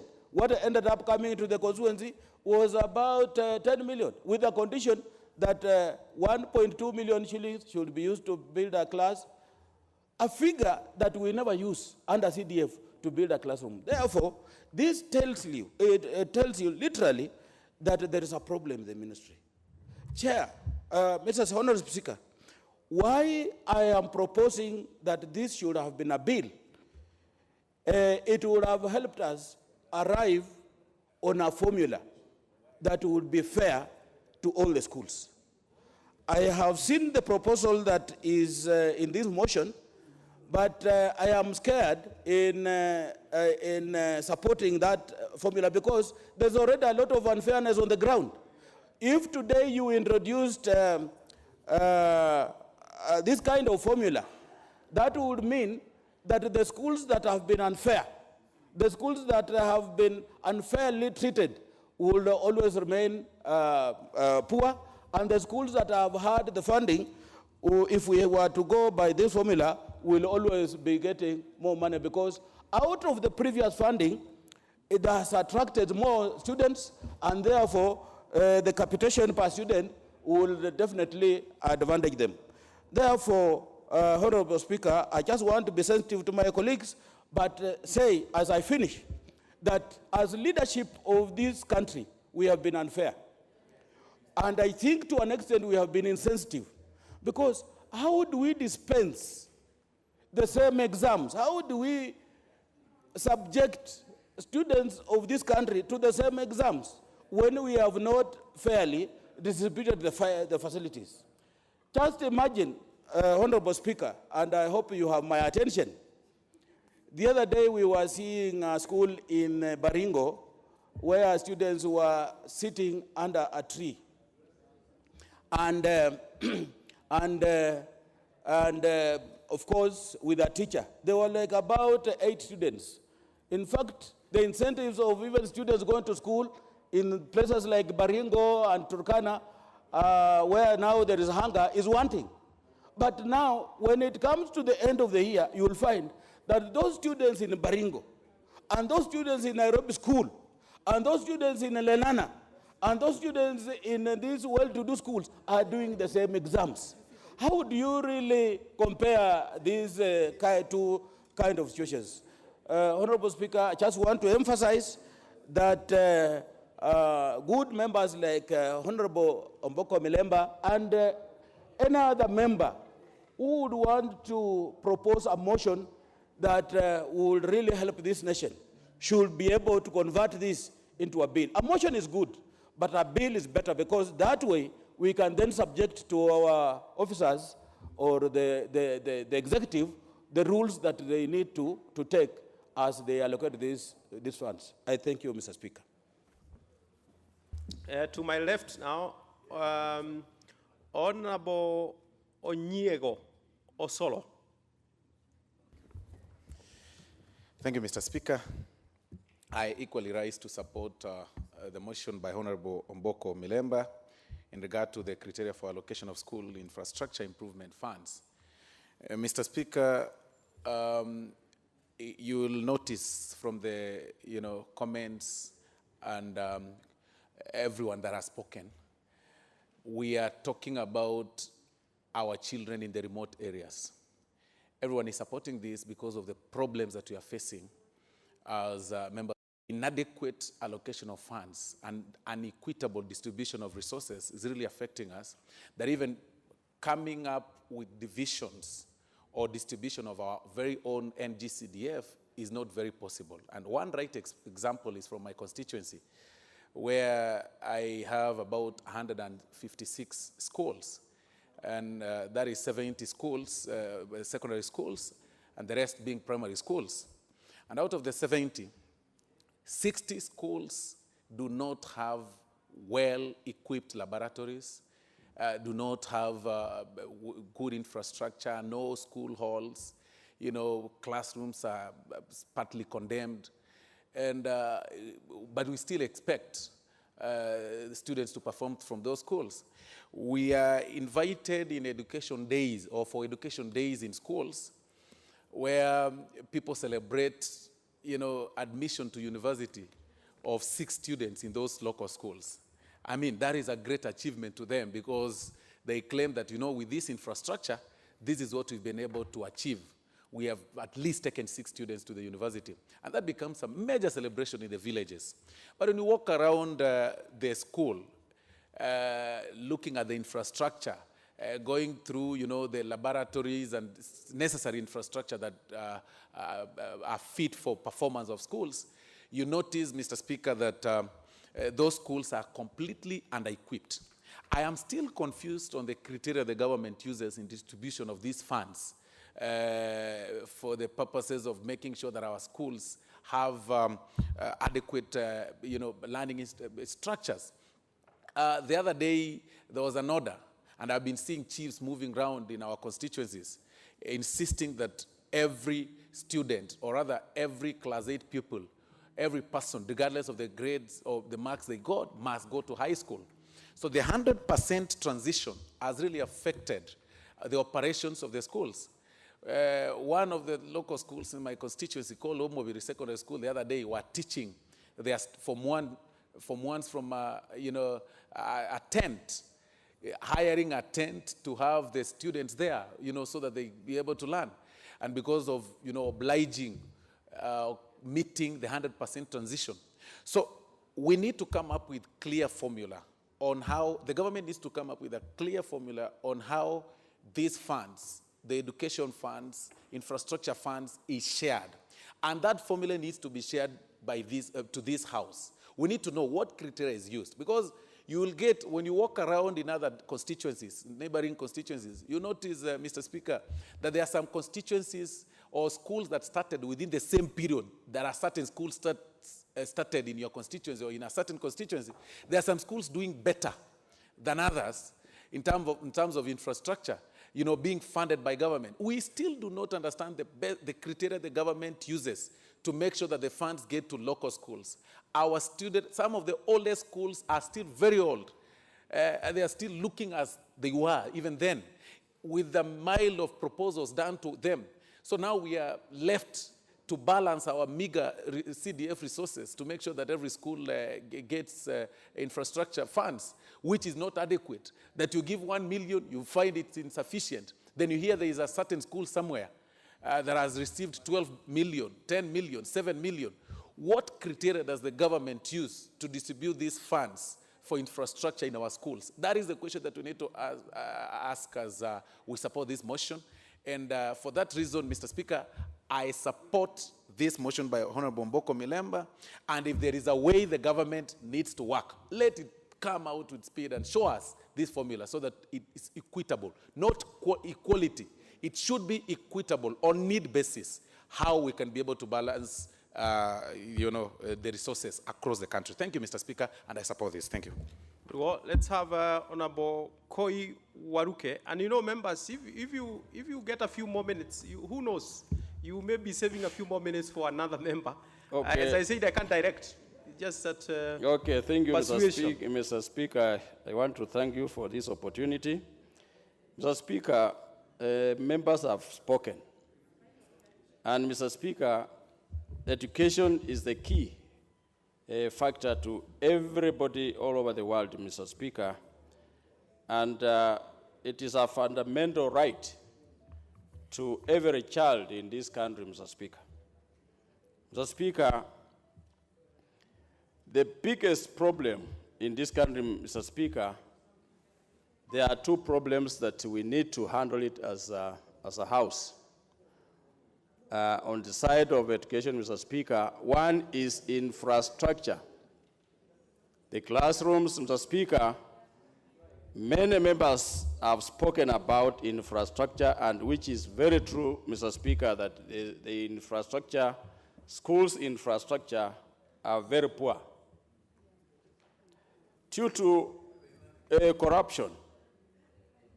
Mr. Speaker, in the ministry, we need to know the criteria that the officers or the ministries or the minister in charge uses to disperse the money to to the schools, Mr. Speaker. Like us, people who come from Western, I can say this, that Nyanza, the old Nyanza province, Mr. Speaker, and Western province, I can mention mostly Bungoma and Nyanza province, Mr. Speaker. I think we have been disadvantaged. And I can say that we have been marginalized because we were not supporting the government before. And for the last 39 years, Mr. Speaker, people of Nyanza and Western Kenya, Mr. Speaker, due to opposing the government, we were put aside on the development record, Mr. Speaker. If you check, we have been having many problems. And another problem, Mr. Speaker, which I can mention is the understaffing of the teachers, Mr. Speaker. Rural schools are always not considered by the Ministry of Education, Mr. Speaker. Most of the schools you can get with 5 teachers, and you can get 1 teacher on a subject, compared to schools in town, you can get even 5, 6 teachers on 1 subject, Mr. Speaker. And this is unfair, Mr. Speaker. It is ridiculous if the ministry continues. And for the many years, Mr. Speaker, it has been that way. So there's no equitability in exam setting, Mr. Speaker. I think we need to request either that the exam should be set differently, if possible. Because if a school does not have enough teachers, and Nairobi school, a school is having 100 teachers, and in my school, a school is having 8 teachers, a secondary school. Others are employed by the board. Mr. Speaker, there is no fairness with the Ministry of Education, Mr. Speaker, in terms of distribution of the funds, Mr. Speaker. So this thing, the word that we are always used, Mr. Speaker, or using, that to urge the government to consider, Mr. Speaker, that word should be removed. We are urging even our parliament clerks to remove that word, so that we use a proper word, Mr. Speaker, resolving, because this is parliament, Mr. Speaker, and it oversees everything in the country, Mr. Speaker. And we are not begging, because this is public money. The contributors of this money are the wananchi of Kenya, Mr. Speaker, and we are not giving them enough that is needed. I have been to Lodwar, Turkana myself, and you cannot compare a child from Turkana, as we have seen them now suffering with hunger, and compare to a child in Nairobi who is enjoying, and you expect that child to do the same exam like my child who is in Nairobi, Mr. Speaker. This thing should be considered. There are so many problems, and there is corruption, Mr. Speaker, in the Ministry of Education. That is where now the armed corruption, the DCI should go there tomorrow, Mr. Speaker, to find out. And we want to see them arrested, the way we are seeing others. Mr. Speaker, this is like an animal farm, that all animals are not equal. Other peoples are enjoying facilities, and others, these are national cake or national money that is being enjoyed by other people or other counties, and others are not enjoying. So, Mr. Speaker, we need to look into this properly, and so that we can get equitability of the money. CDF, Mr. Speaker, you saw the other day, I saw on TV, Matatu was arrested. And that vehicle, when it was arrested, taken to the police station, it was found out that it is a CDF Matatu. There are MPs who do not even, because they are buying Matatus to, because they have too much money, Mr. Speaker, if a constituency can run Matatus. And as we are crying for money to build schools or give bursary to our children. So, Mr. Speaker, this thing of equitability sharing in CDF, Mr. Speaker, should also be considered, because there are others who are enjoying than others, and I think it should be stopped, Mr. Speaker. For those few remarks, without want to consider also someone, a colleague to contribute, Mr. Speaker. Thank you, Mr. Speaker. What is your point of order, Honorable Miri?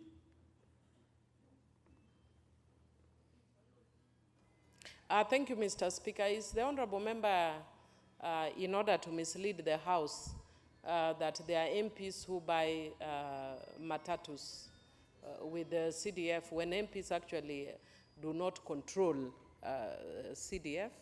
CDF is controlled by committees that are constituted by the National Board. MPs have no role in buying matatus or otherwise.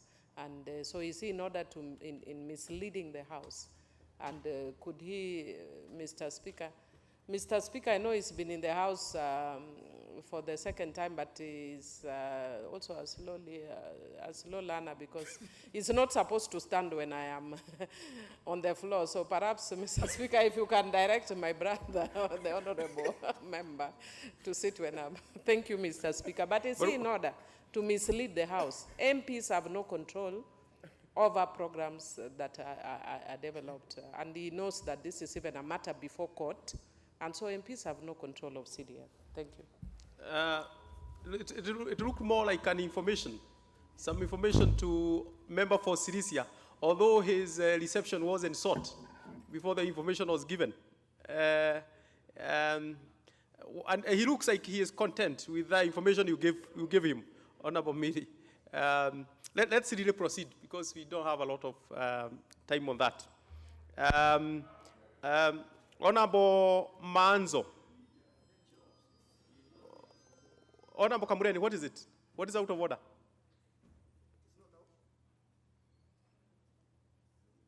Honorable Manzo isn't there. What is it, Honorable?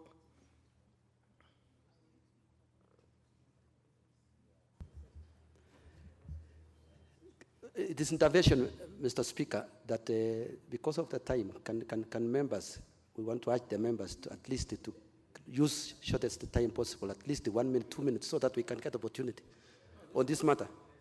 Well, that's what Honorable Bai earlier had sought. And, you know, I was to give Honorable Lidikiri now, but we have a few minutes to the mover replying.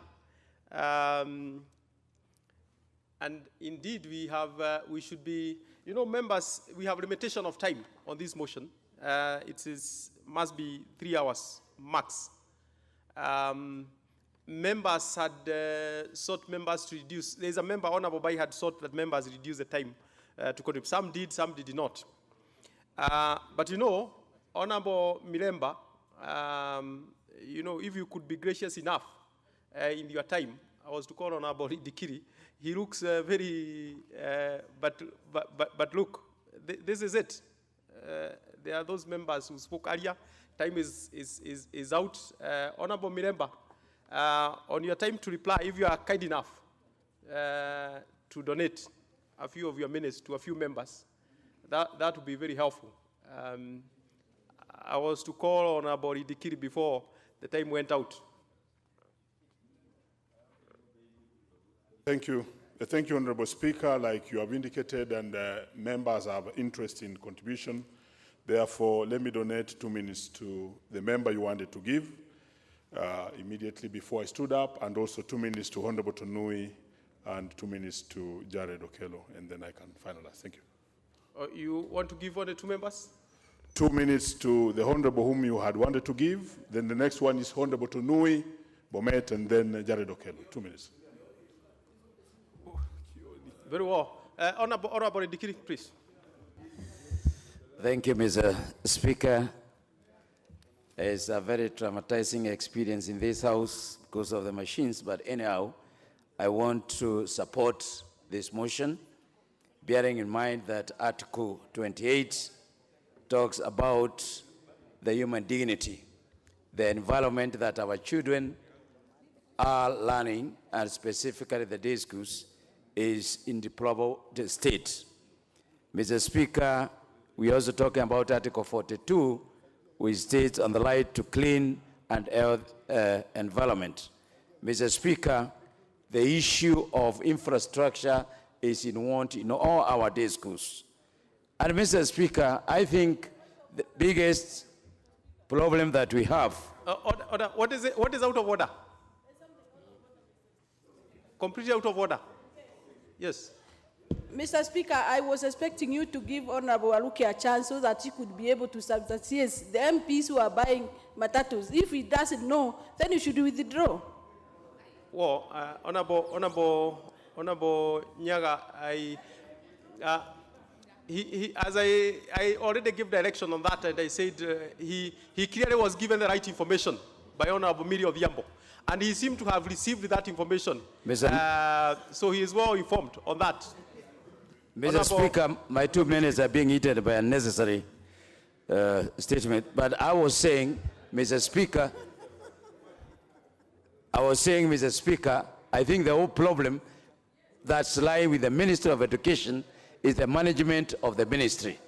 I hope the new minister will now take this seriously, reorganize the ministry, and specifically, Mr. Speaker, you need to look at the people who are charged in managing education at the constituency and the county level. I think, Mr. Speaker, it's very important because we are seeing people who have no education background being given responsibilities to manage education sector at the constituency and the constituency level. Mr. Speaker, for us to move forward, we need to have a paper, and I support what somebody said, that we need to have a bill. We have to compel the government now to act in line with this motion. I support this motion and urge Honorable Milemba to consider.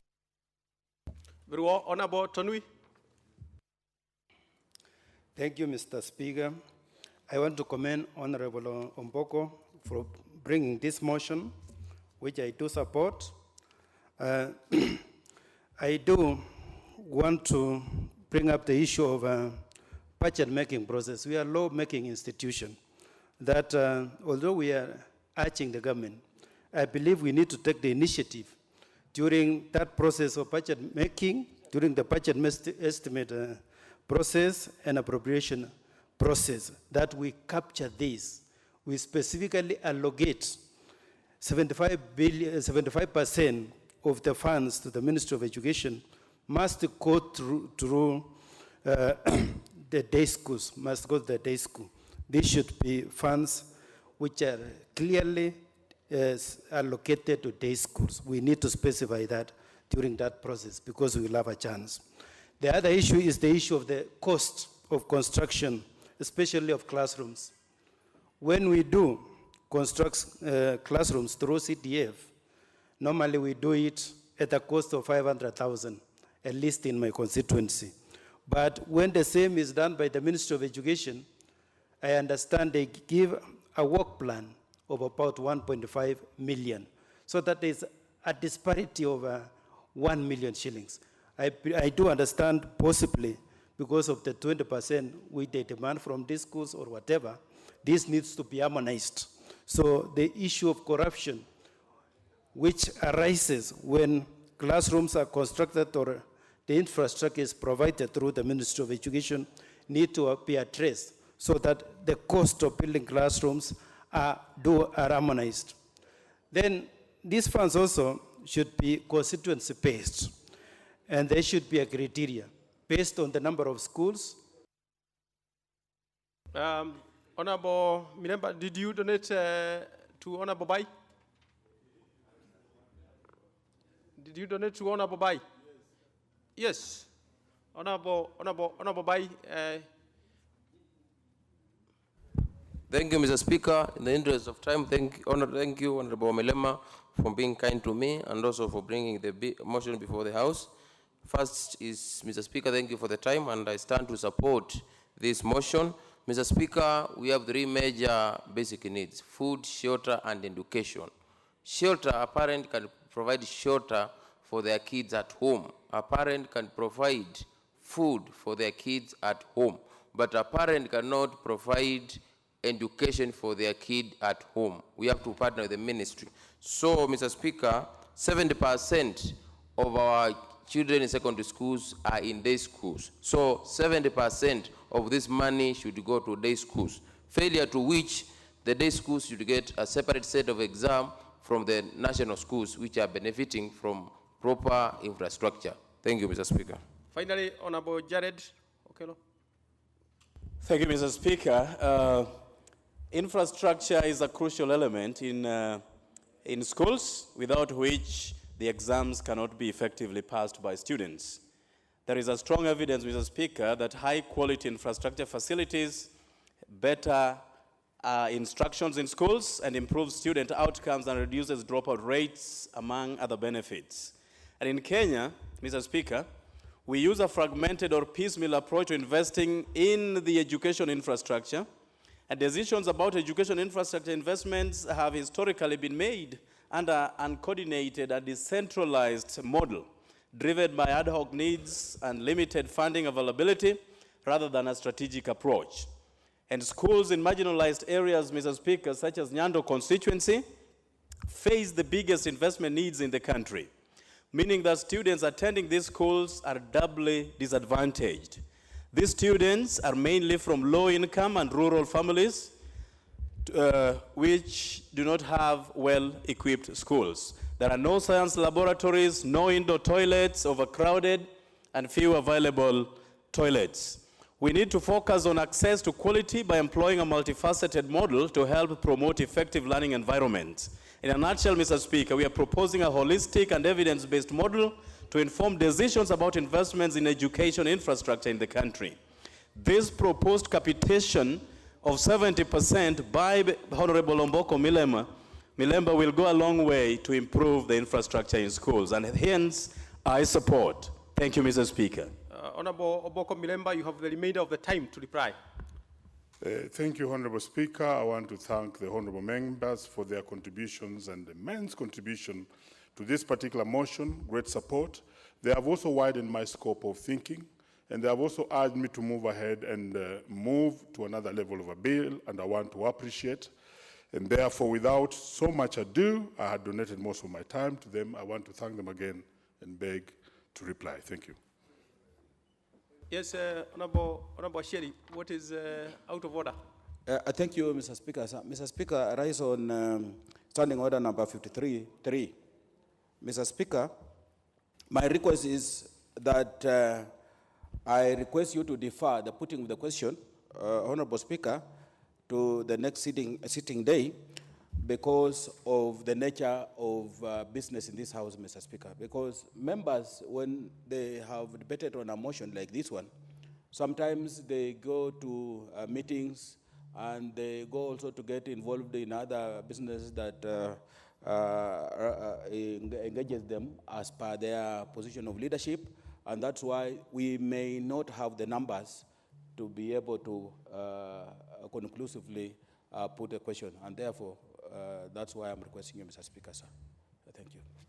Very well, Honorable Sheri, that is agreed. We shall peg putting the question to that motion to a subsequent time. Honorable members, the time being 1 p.m., this House sat adjourned till Wednesday, 20th March 2019 at 2:30 p.m.